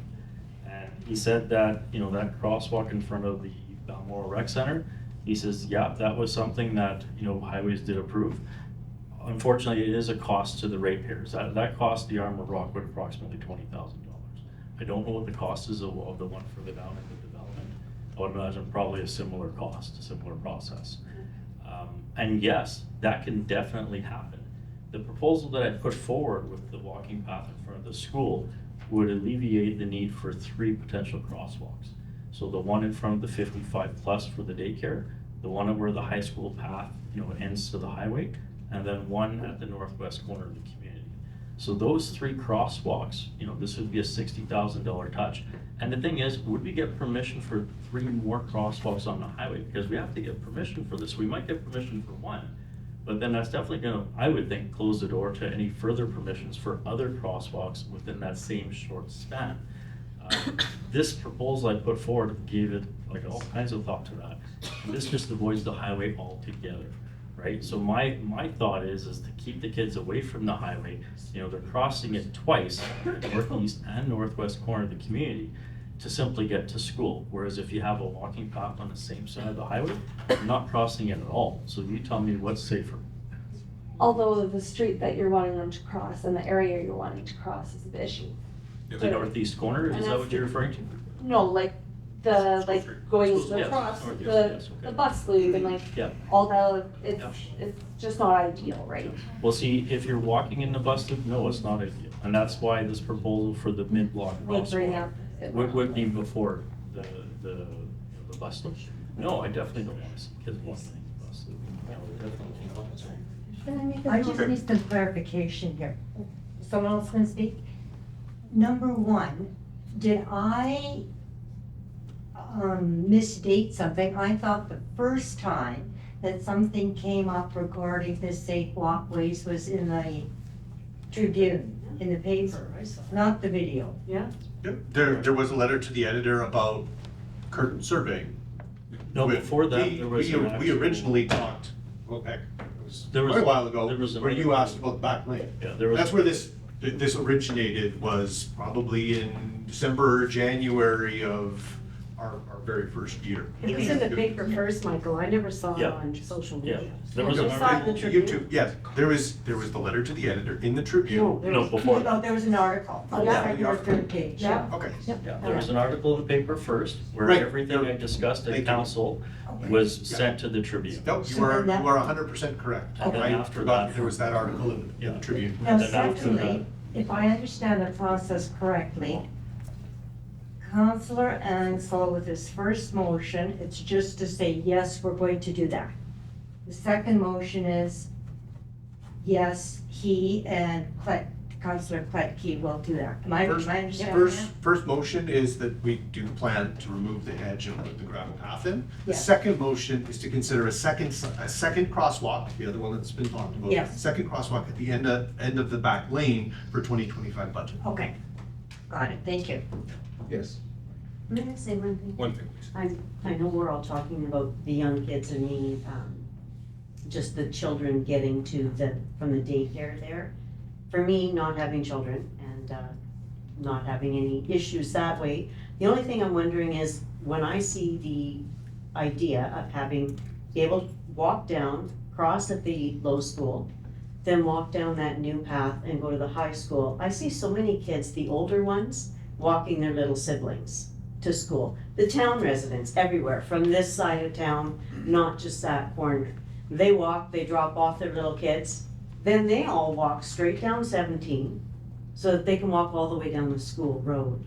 So for me to have that pathway, that would help those kids, not just over at 55 plus. I'm talking the rest of the entire community.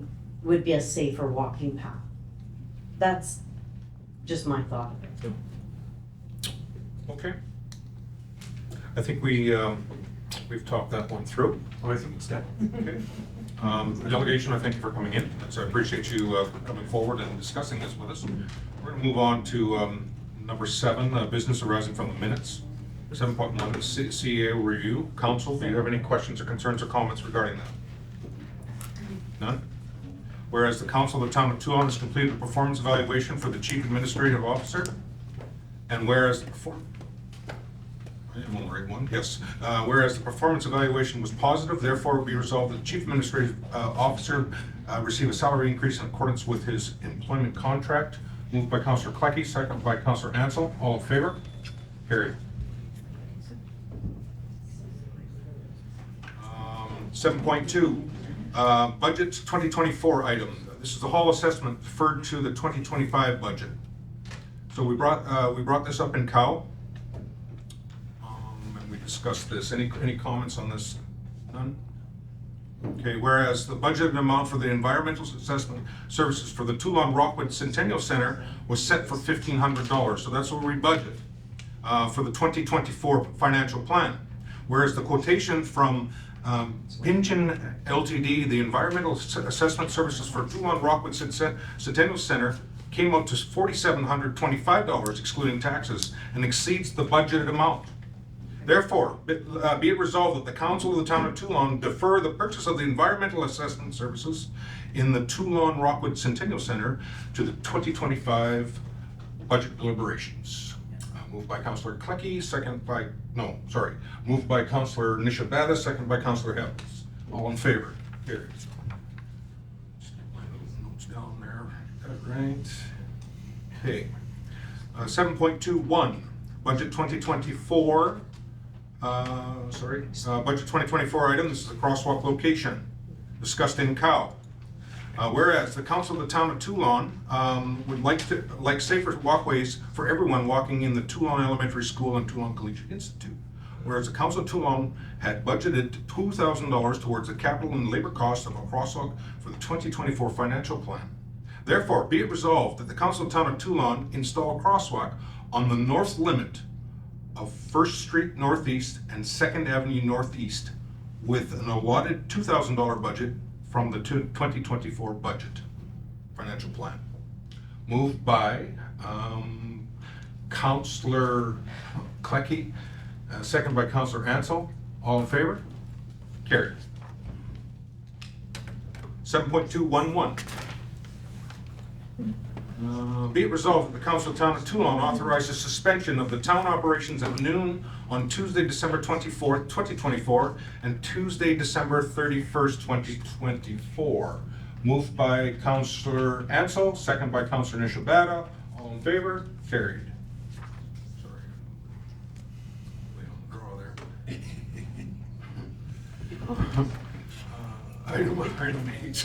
Item 8, petitions. We have none. Planning.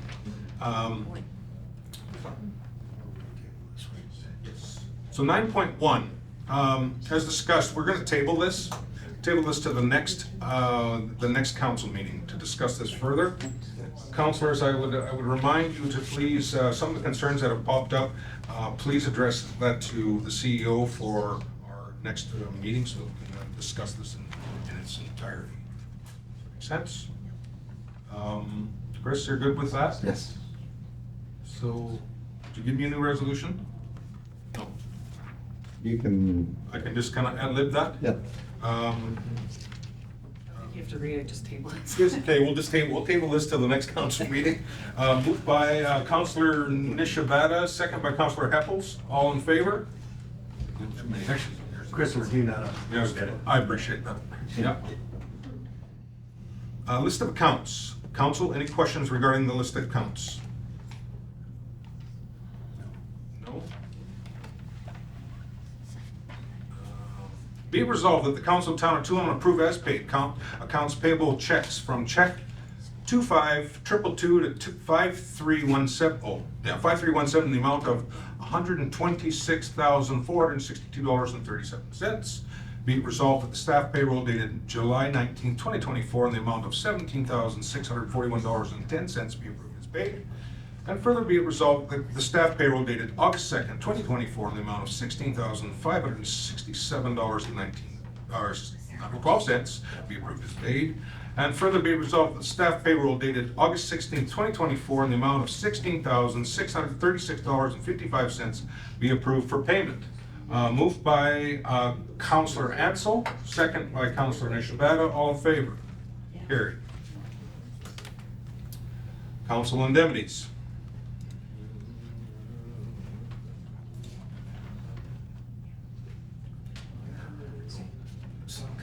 10.2, be it resolved that the Council of Town of Tuelon approve as paid council indemnities dated August 10th, 2024 in the amount of $2,000, $142.51. Moved by Councillor Heffel, second by Councillor Kleckie. All in favor?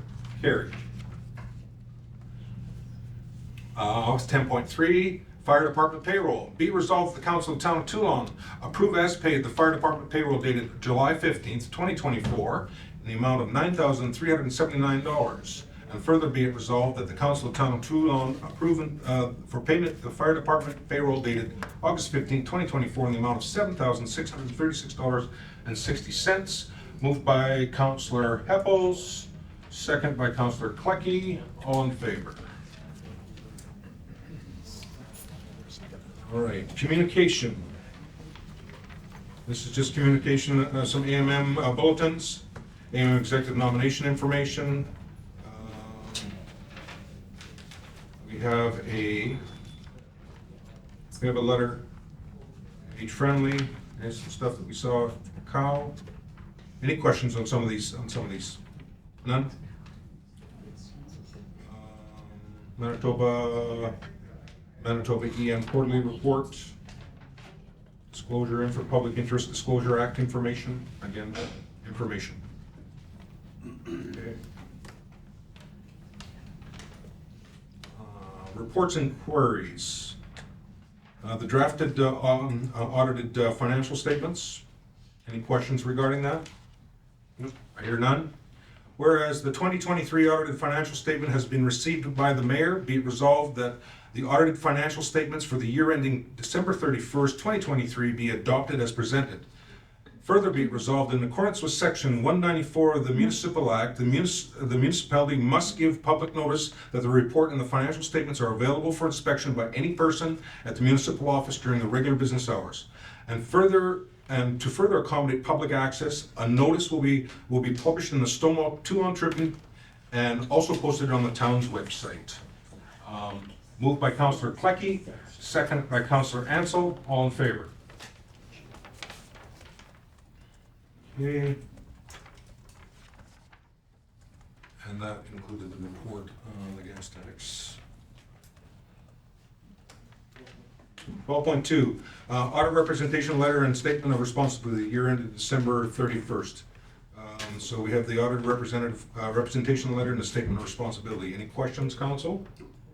Okay. Be it resolved that the Council of Town of Teulon sign the audit representation letter and the statement of responsibility. And further be it resolved that the mayor and the CEO be authorized to sign the audit representation letter and that the CEO be authorized to sign the statement of responsibility. Moved by Councillor Ansel, second by Councillor Nishabata. All in favor? Carried. Staff reports. Be resolved that staff reports be accepted as presented at the July 31st, 2024 Committee of the Whole meeting. Further be it resolved that the reports be released to the public upon request. Moved by Councillor Nishabata, second by Councillor Heppels. All in favor? Carried.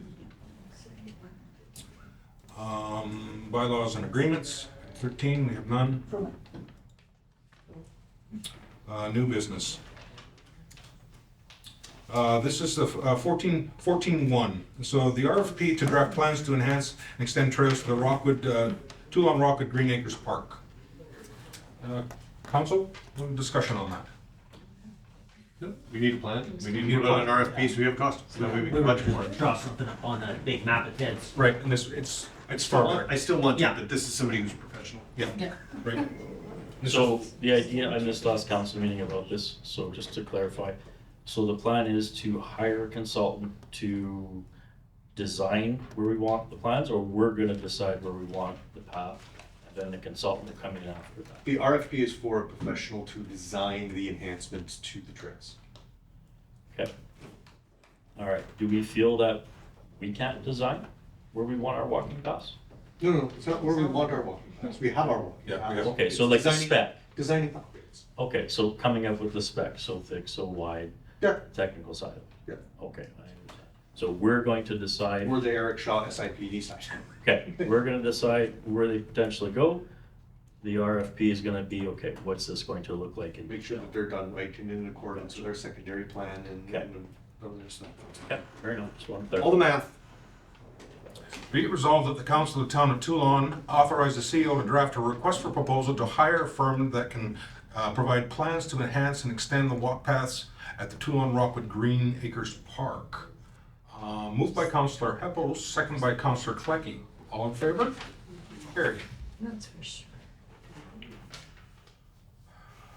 14.2. 14.2, this is the central claims. I missed this. This is, Chris, this is in regards to? This is closing off our. Closing off the insurance, yeah, on the vehicle impact of our haul. Get back there. Whereas Central Claims Manager, Inc. has completed all repairs related to file number 10433-01DF, and whereas all repairs have been inspected and approved to the satisfaction of the Town of Teulon and South Interlake Planning System. Therefore, be it resolved that the Council of Town of Teulon authorize the CEO to sign the final proof of loss to Central Claims Management, Inc.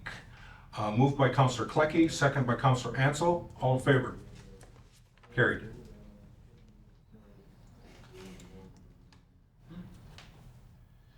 Uh, 14.3. Review of mandate and purpose of municipal board. Any questions, council? Just AMM wants a resolution from us, so they're asking them to lobby.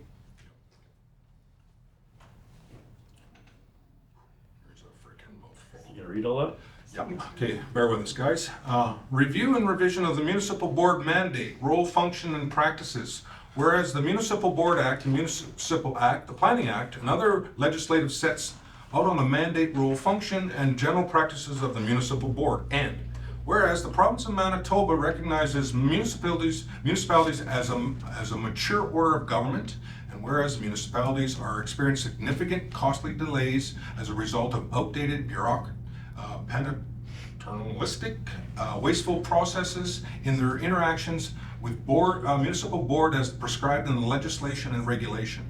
And whereas delays in processes generate valueless workloads for municipality administrations and waste tax dollars due to redundant work, higher interest rates on borrowing, unnecessary legal fees, and delayed procurement. And whereas the province of Manitoba has demonstrated its interest in reducing red tape and improving efficiencies and effectiveness of municipalities by creating a municipal service delivery improvement program which provides financial support to complete value for money service delivery reviews of programs and services to improve service delivery, streamline functions, and find cost efficiencies. Therefore, be it resolved that the AMM lobby the provincial government or the province of Manitoba to undertake a comprehensive review of the mandate, role, function of the municipal board to evaluate its relevance and actual value in today's municipal sector. And further be it resolved that the province of Manitoba complete a third-party value for money service delivery review for the municipal board processes, undertake process improvements to streamline functions, reduce red tape, reduce municipal costs, and further be it resolved that the province of Manitoba engage in AMM and the MMA to participate in as key stakeholders in preparation of terms of reference for these efforts and any steering and oversight body for this work. That's going to be moved by Councillor Ansel and second by Councillor Kleckie. They both have to say it. Yes. All in favor? Yeah. Make a motion, they don't ever send that to us again. Whoa. It's a big Okay, Some later ones. some lighter ones. 14.4, this is the Teulon Rodeo liquor permit request. Any problems with this, council? None. Whereas the town, Teulon Rodeo Club has requested a social occasion permit for the Teulon Rodeo and be held in Tuelon on August 23rd to 25th, 2024 from 12 p.m. to 1 a.m. Be resolved that the town of Teulon give community event approval for this event in which liquor will be sold. Moved by Councillor Nishabata, second by Councillor Heppels. All in favor? Carried. All right, 14.5, Teulon Tractor Pull. Whereas Teulon Truck and Tractor Pull has requested a social occasion permit for the Teulon Tractor Pull to be held at Teulon August 17th to 18th, 2024 from 1 to 9 p.m. Be resolved that the town give community event approval for this event in which liquor is being sold. Moved by Councillor Heppels, second by Councillor Klecky. All in favor? Carried. 14.6, 2024 tax sale. Whereas Section 372 of the Municipal Act provides that a municipality may set a reserve bid in the amount of the tax arrears and the cost of the respective property. Therefore, be it resolved that the Council of Town of Teulon instruct that each and every property sold at the 2024 tax sale have a reserve bid equal to the amount of the tax arrears and costs. Moved by Councillor Klecky, second by Councillor Ansel. All in favor? Carried. 14.7. 14.7 zoning bylaw and secondary plan discussion. I'd like to table that one. I didn't come prepared for it enough. Talk about it at Cal. Did you? We'll talk about it at Cal? Yeah. Yeah. Bring it up at Cal. Yeah. We didn't talk about it because you weren't there. I know, that's what I thought it was. Something. Yeah. All right, so we're deferring that to Cal. I think so. Mover and seconder. I'll move it. Yeah. Moved by Mr. Ansel, second by Councillor Nishabata. All in favor? Carried. 14.8, the handyman vehicle sale. You got an opportunity to read this? Okay, any questions, council? None? Be it resolved that the Council of Town of Teulon give authority to the Teulon District Handyman Services to sell their Ford Dodge vans. Moved by Councillor Ansel, second by Councillor Nishabata. All in favor? Carried. Great. Time for curtains. All right. I'd like to make a friendly amendment to Absolutely. the resolution, having checked on it, we really should have some sort of agreement from the two donors before we do anything, just as a matter of process. And the fact that we need to check with the Department of Highways on the process, and we need to accept the donation agreement proposal that the lawyer will have to draft up. So I feel that that's sort of something that we should entertain. So why would we need a donation agreement? We're gonna contract, we're gonna find out what this is worth, we're gonna get our quotes back. We don't even know the cost. How can we agree on it? To protect. So that could be just the cost plus, like, so you get your quotes, myself and Councillor Ansel just go ahead and we say, okay, here's our first quote for our first project, and we're just prepaying.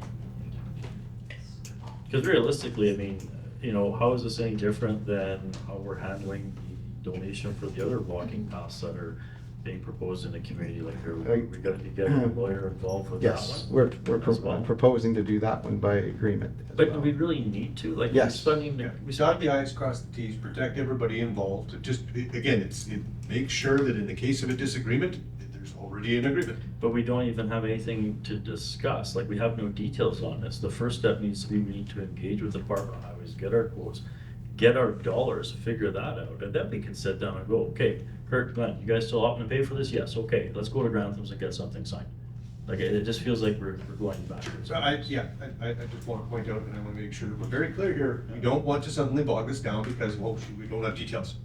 That's been the whole problem the entire time. Yes. So And it let's still- not stop this here because of that. So why don't we just word this resolution in such a way that our CAO is able to explore a donation agreement and engage with the Department of Highways on the plan in order to continue this moving forward, rather than saying, let's wait another month for more details.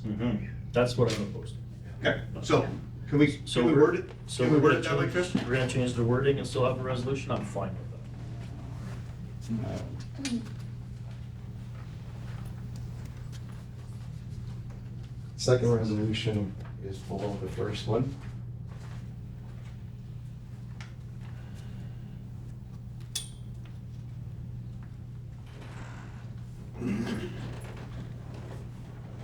So what words good?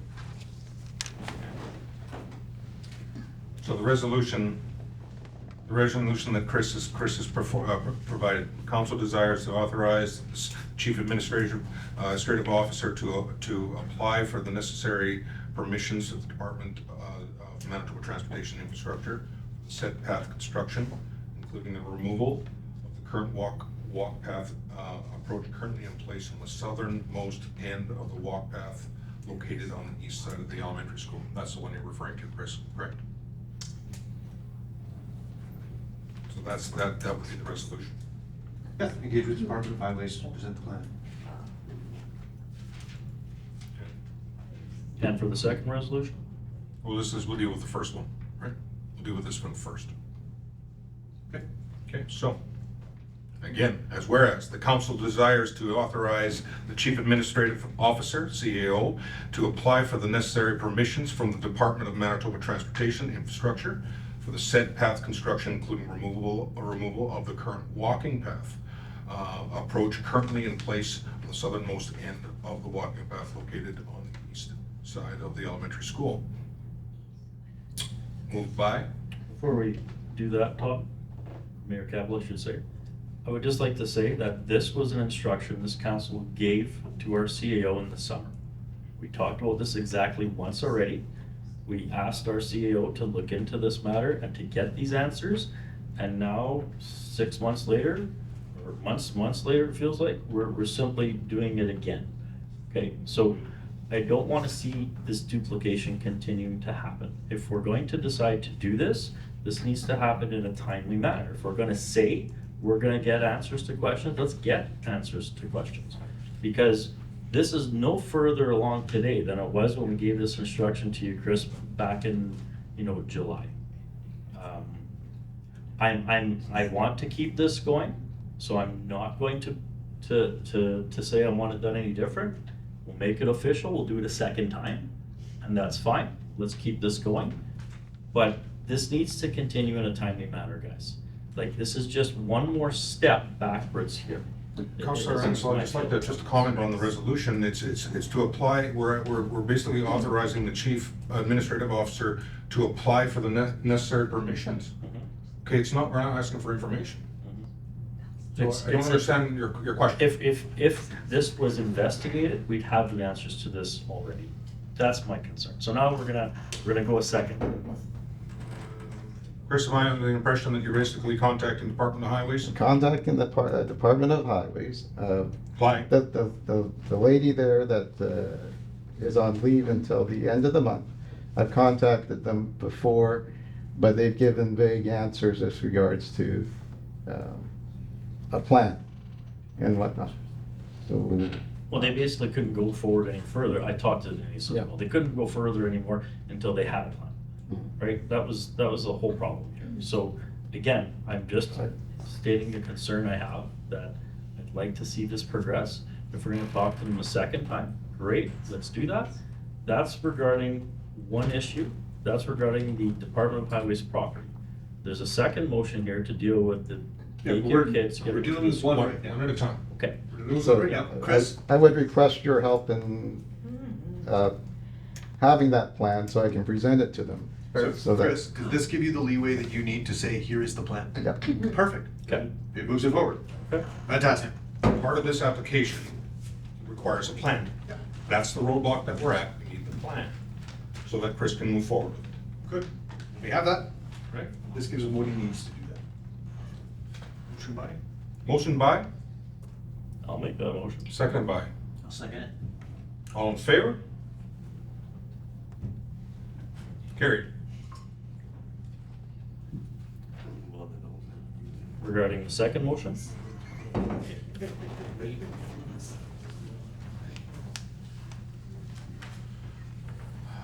Regarding the second notion, so the way this is written, be it resolved, the council of the town of Teulon authorized Public Works Department to construct a crosswalk location between the elementary school and the center test location and the back lane located on east thereof, located at First Street Northeast and Second Street Northeast. Further be resolved that the crosswalk be completed with identifying white paint, pavement, unlit signage, a walking path approach connecting the new crosswalk to the current walking path in place on First Street Northeast, and that further review be conducted in next year's budget to determine the necessity of other possible improvements such as lighted signs and or speed bumps applicable to the location. And further be it resolved that the new crosswalk and that specific back lane be serviced for year-round pedestrian only access. Chris, I have a quick question, just because this feels like, and I'm trying to do this so this actually, we can get stuff done. This feels like we are putting forward a resolution to amend our budget and our financial plan to do another capital expenditure project this year, which, can we even do that? This is supposed to say 2025. I must have missed that, Chris, when you sent me this. Okay, so the second point, if this is 2025, 2025. can we actually pass a resolution to To put it in designate a next capital year's. project? Can you- We can pass a resolution to build a plan that we can use for budget deliberation, but we can't pass a resolution now saying this is our budget for next year, because we don't pass that yet. We don't, right? But you can reword it as just included in budget deliberations. Yeah, reword it in such a way that we can, we're authorizing the CAO to, hey, we have these questions about gravel maintenance, and great, get those together, get that information so that we have it when we start budget deliberations. And that's the resolution, that's the formal directive, and we know that it's on our 2025 budget slate. Or Glenn and I just pay for it. What year do we want these kids crossing the street safely, right? Well, you have 2025, so again, we've got budget planning, we'll pass a financial plan in May. You should probably consider getting public opinions input on this as well. Isn't that what we just did? Yes. Yeah, and the residents. Since January. I think it, Residents of, the back lane. well, the back lane is a public use space. So anybody can walk down Yeah, they can, there at any given time. at any given time, just like my back lane. and everyone That's right, else's back lane. exactly. So can we start plowing it? So we can't pass a resolution that changes our budget, we can't we can't pass a resolution that dictates how we're spending our money next year at this point in time. What we can do to move this forward is we can say, we can direct our CAO to build out that plan, understand those costs, so that we can include it in 2025's budget. That's what we can do today, that materially moves this forward today. I agree, and that process doesn't start January 1st. No, it's usually, We get start going in in November, we end October. up having this finished by March. May it has to be done by, so realistically, you know, when the kids are actually gonna benefit from this improvement, we're looking at mid, yeah. You're looking at June. Yeah. And see, you know what, Glenn, like, the cost of this for paint on the pavement and 2 sticks on a gravel approach, like, Chris, can we just amend this that, you know, this will be the same thing, that Councillor Klecky and I are all for to pay for this, so this is something the kids can get the benefit of as soon as possible. I have no problem donating. It's no If different than anybody the else is it's no donating different than the money, resolution we're talking about, whether it deferred the budget Well, the or difference- the money comes from somewhere The else. difference in this is we don't have to consult with the Department of Highways, this isn't a property. Right. But what I'm saying is the only way this moves forward right now is a resolution that we can actually pass. And we can't pass one that dictates our our change to our financial plan now. We can't It pass one doesn't have an that impact on our financial. If it's a plan. donation, it's not. if it's a donation and there is no financial contribution, then the resolution, as we're talking about, still moves it forward. We can debate who's paying for it later, whether it's anonymous donations all right. or the town or Fair whether enough. this moves Okay, it forward. no, all I right, Michael. think the thank other you for clarifying. concern that was brought up in the night was just residents haven't been contacted. Not all of them anyways, you know. And Regarding wouldn't the issue. Wouldn't hurt to throw a public hearing out. You yourself made the point earlier about relying on everybody to come in here during council meetings. It doesn't hurt for us to add a public hearing on this. Why would we add a And allow public the hearing to continue using town property the way it's been intended for public use? Because people may have concerns. And it doesn't hurt. It doesn't slow down the process. It allows people to have their say. That's it. How can it not slow down the process if we're gonna have to set aside time to schedule this, get everyone in, and hear their feedback on it, which I've already done. Yeah. Sure, maybe one person might have gotten missed, they didn't get the letter in their door, but I think the vast majority know exactly what this is about. It's, again, been talked to death, but this is a space that the community already has access to, and we're asking for residents' permission to continue to use the space to walk down. I am simply advocating for an official thing coming from the town, not Kurt Hansen walking around. Yeah. Something official coming from the town saying, this is our plan. We're gonna set aside some time for you to come yell at us about it or tell us that you like it. All I'm advocating for is don't slow down the process. Well, that does, Do everything that completely slows down the process. Filibuster. But that's Because- town property. Because what Do I have to ask permission if I come to town? Cause I'm sorry, I've walked back there. I apologize. I've walked there. I thought that was a back lane for town. I thought I could walk kind of like I can walk in any other street. So I'm confused. I don't live in town, but am I not allowed to walk in that back lane? Sure. Okay, so what is the issue? You're going like in circles and you Yes. keep saying you want this to happen, but you're stalling it. No, I'm not, confused. I don't want it to be stalled. I want something official coming from the town. Again, right now, we have. I mean, I have to get permission officially from the town to walk in that back lane. No. That's what you're saying. No. What that's are not you I'm saying? I'm saying that town, just like we did earlier tonight, with the public hearing for the potential development, You work for all. put out a notice, we say the plan for the town is to use this back lane for that purpose. We notify the residents of the area that could be affected, and we let them have their say, just like we did tonight in the public hearing. It doesn't necessarily. The kids are walking down there already. Yes. So why not just plow it? Why, We're just saying, all I'm advocating for isn't a delay. Is It's red not tape. somebody having to ask for permission to use a back lane. It's more red tape and regulation and over governance. Okay. If the rest of council feels that that will introduce an undue delay, I'm more than happy to back down on it. I would like to see that there's some kind of a visual notice that comes from the town and saying that this is the plan. And if somebody wants It to say wasn't something. in, it was Exactly. in the paper. Put it It in- wasn't, that's where I read it social from. media. But I not, saw them walking down that but back not lane in the officially paper. from the town of Tuelon as a decision of council. No, but That's it what was proposed to council on January 9th. Exactly what was in the social media that has offended everybody. The exact details of this was in the January 9th discussion of council. At this time, everything was laid out in detail. Then there had to be a letter to the editor to rebut to something, to some misinformation. And then there had to be a whole video to continue to say, whoa, there's so much misinformation out here. Okay, this is what it is, guys. And then for this group to say to me that this is the first time they formally heard a plan is malarkey. Because on January 9th, I read it to you. I read it to this whole group. I took that exact document that I read, Michael, and I gave it to the Tribune. So there wasn't two different versions here. All I want to see is some progress on this. I think that if we're going to say, hey, there's a hiccup here, we can't decide things for next year's budget and this year, okay, fine. You know what, this is about, a very easy thing. It's about a paint on the pavement, 2 sticks on the side of the road, and a approach, and this gets the daycare kids to school. So I'm willing to pay for that, so we can do this sooner than later. The fact that, residents may or may not have all been contacted on the back lane is irrelevant, because we're allowed to use that back lane for exactly what we're doing, just the same as we could use it for any other back lane, right? The fact that I went to these community members and talk to me about it. I did as a courtesy. I apologize, Cerise, that you weren't notified. My intention was to knock on the doors. I'm not sure which one was yours, but I missed it, obviously. So that wasn't the intention to skip anybody.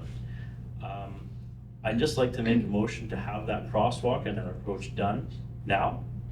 And that this is something that Len and I will pay for, so it doesn't have a budget impact, so it doesn't delay this from continuing to happen. I want to see this happen for this fall for the school kids.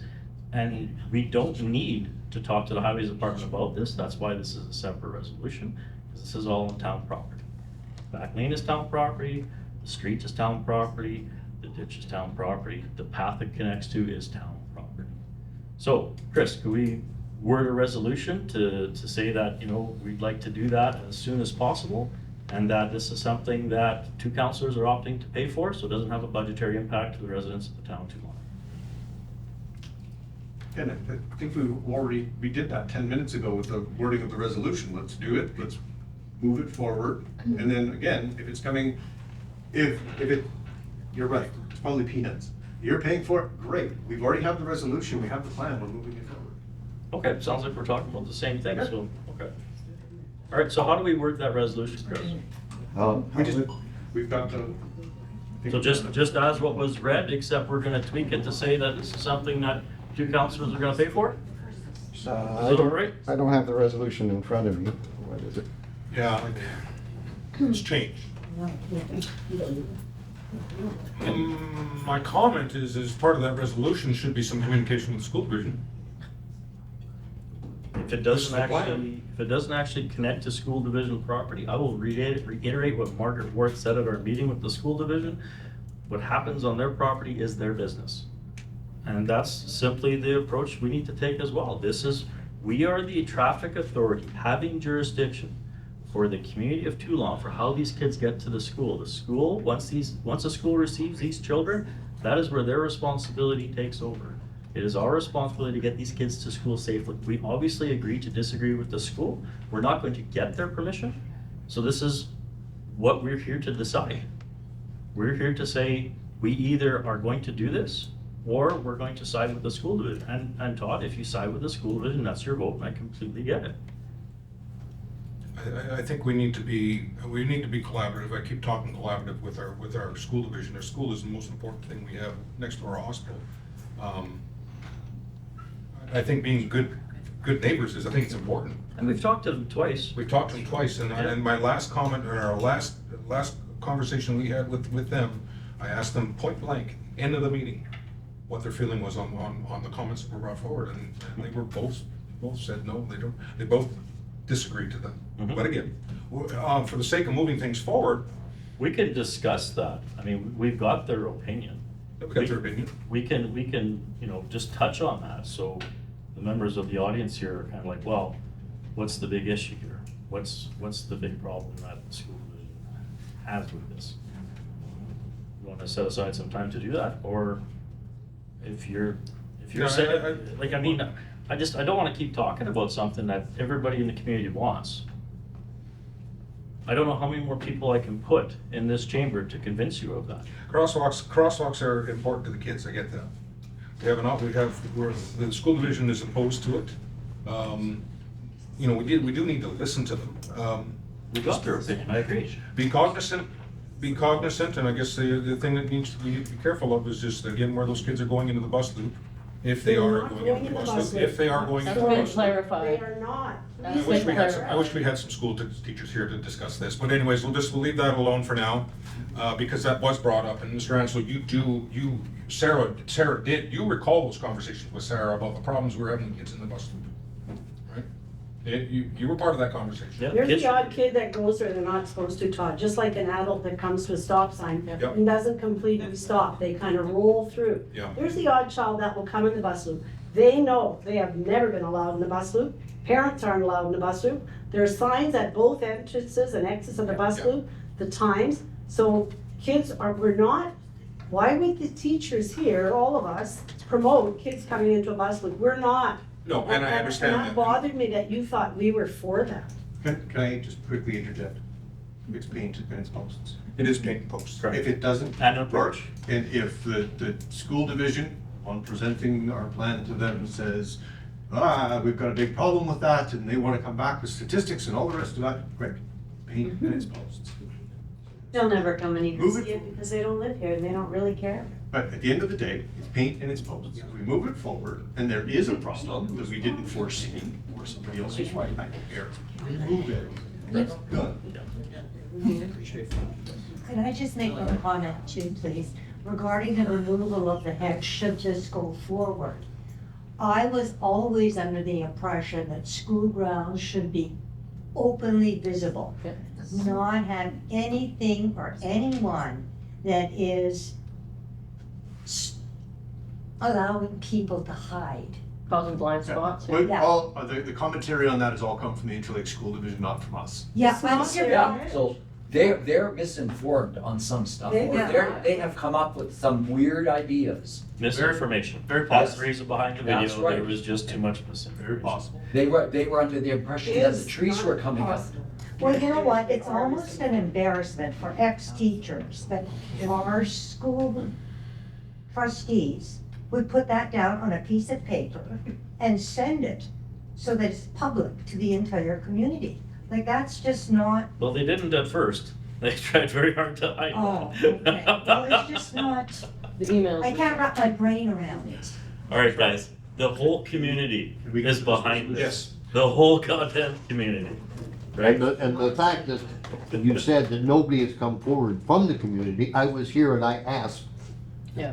Mayor Campbell when you were going to get your information, and you need information, get your collective heads together, I think I'm going verbatim here, and get it done. The thing is, you can talk about it forever, Exactly. till we're all gone, you can pass it on to the next council, and that. Sure. This is something that somebody has said, and I What prior said, councils have and done. I'm just new here, that this conversation shouldn't even be happening now. This should have been dealt with many years ago. So, the idea is now, is expediency, okay? You can come up And with you can all be the kinds of council reasons that for brings all the pushing safety. things back. And You'll go Mr. down as the President. council of safety. and progress. I love you guys. 2024 budget deliberations, that would have been really awesome to have all you guys here at that time when we had everything on the plate. January We were 9th. Shit off the desk. January 9th, it was there, Todd. Well, maybe some of the other males here aren't quite my age, but that got to me. All right, I do not feel safe walking down the shoulder of the road. how do we do this so that we get, at the very, like the highways department one, I get it, okay? We're gonna engage with them to talk it to death with them some more, fine. The children of Play Street, the children walking down the back lane that need a crosswalk, that need an approach to get to the walking path. How do we do that so this is something we can do right away? That's what we've done. We've just worded it so we can move this forward. Okay, so this is something that won't have an impact on budget. This is something where two councilors can pay for it. That way we're not trying to find the money or delay this until we put it in the books to have the money allocated to it, correct? That's, yeah. Yep. So part of this resolution, and the question I ask again, is do we send some information to the school division indicating what we're doing? They already said no. I would suggest it is not in the resolution. Okay. Yes, we'll tell them, this is what we're planning to do. Great. We invite their commentary, we invite their feedback, that this is what our plan is. They were opposed to any crosswalk on School Street, and we've already At decided the we're end of the putting day- one on. at the We're end of not, the day, you we're have to not tell them. double checking Make on it that official. one. Why are we double checking on this one? Let's put the question and let's do the vote. Okay, so Chris, I guess I'm gonna ad-lib this. Okay, so council, be it resolved that the council of the town of Tuelon authorize Public Works to construct a crosswalk location at the elementary school cenotaph location and back lane located east thereof, located between First Street Northeast and Second Street Northeast. That's correct, Sounds right? correct. And paint and post. And a crosswalk approach. Cenotaph. Nope, it is not First Street Northeast and Second Street Northeast, it's That's First First Street Street Northeast and Beach Road. No, That's but the mid block. The back lane, That's the mid block. that's describing the back lane. The back lane runs from First Street Northeast to Second Street Northeast. Okay, Okay? good. The I just approach- wanna make sure that we've got. The approach, yeah, and it is there. Moving forward. I don't wanna talk about this again next month because we got it wrong. So that's the resolution. Good. Okay, so there's gotta be something there saying how we're gonna do this. Where is the money gonna come from? Like, this has gotta speak to where this is gonna be paid for. So we're authorizing, because the paint on the pavement and the signposts, that's something that, you know, Public Works can do with paint and sticks. It's the walking path approach that there's gonna be a dollar figure to this. Someone's gonna have to buy a culvert, someone's gonna have to find a load of fill, and someone's gonna have to put some gravel on top of it. If we have all that in stock, then we don't need to put a dollar amount to it, we're just drawing from our current inventory. But if we have to buy any of this material. Ask Chris what he then- wants in the resolution. Yeah, ask Chris. Okay, I'm almost wanting to get more information. I really don't know what's all involved in terms of what we have and what we don't have and what the cost okay, is. so what we don't have, Glenn and I'll pay for it. Well, originally it was, the discussion was that we weren't gonna touch our 2024 budget at all. Correct. And you guys would looking after getting our paint and post in place, right? Paint and post and approach. Let's put that in the resolution. Let's just move forward and call it a day. Paint and post and approach. Chris, do we need some kind of agreement? Do we need to get the lawyers involved to protect our community and us? That's a good From question. Glenn and I suing? No. Like from what? From what do we have to protect us? Something could happen, a kid could fall down and then be I'm like, just- oh, Kirk Oh, it's a paid for that." liability thing. It's a liability that. It's no- to protect you as a no- donor. It's no and to different. protect the But taxpayers. as a donor, I'm not paying for it until it's done. Yeah, but Okay, still paying so the risk of liability is over at that point. Donation only. We're not acting. Because it's already built. But you Correct. Sure. I know that if it's already built and I pay for There's it a after. sidewalk in a municipality. No, this is not a sidewalk, this is just a gravel approach, yeah. But if it's in a municipality. It's not just a private straight property, it's just to donation. protect. That's It's a straight donation. It's not labor. There's no machinery involved. There's nothing. Here's the plan. You're not gonna be Myself tasked with shoveling down. I If we get that. haven't That's paid what for it yet, because the work hasn't been Yeah. done, then we're gonna pay for We're going it. to plants, look how many So- cubic yards of gravel on my driveway. Okay. Yeah. Chris, I've got the resolution.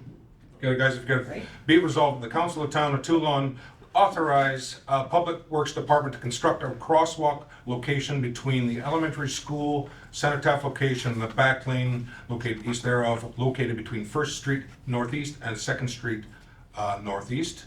And that Councillor Klecky and Councillor Ansel will pay the costs of this construction. How do we deal with specifications? It's up to Public Works to identify that. Because Public Works will have to identify its culvert size, all that other stuff, right? Does that make sense, Chris? Yep. We can trap all that? Do you need dates on that, Todd, or not? No. No, it comes into immediate effect because we passed the resolution. I see. And then it'll be executed. And if you put down as they're doing it as a donation.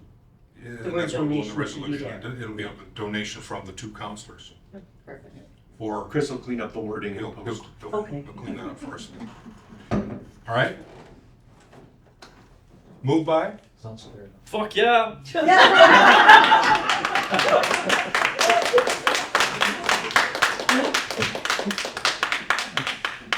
Moved by Councillor Ansel, second by Councillor Klecky. All in favor?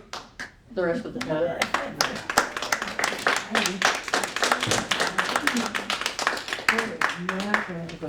Todd, could I save you guys a little bit of cash or thought?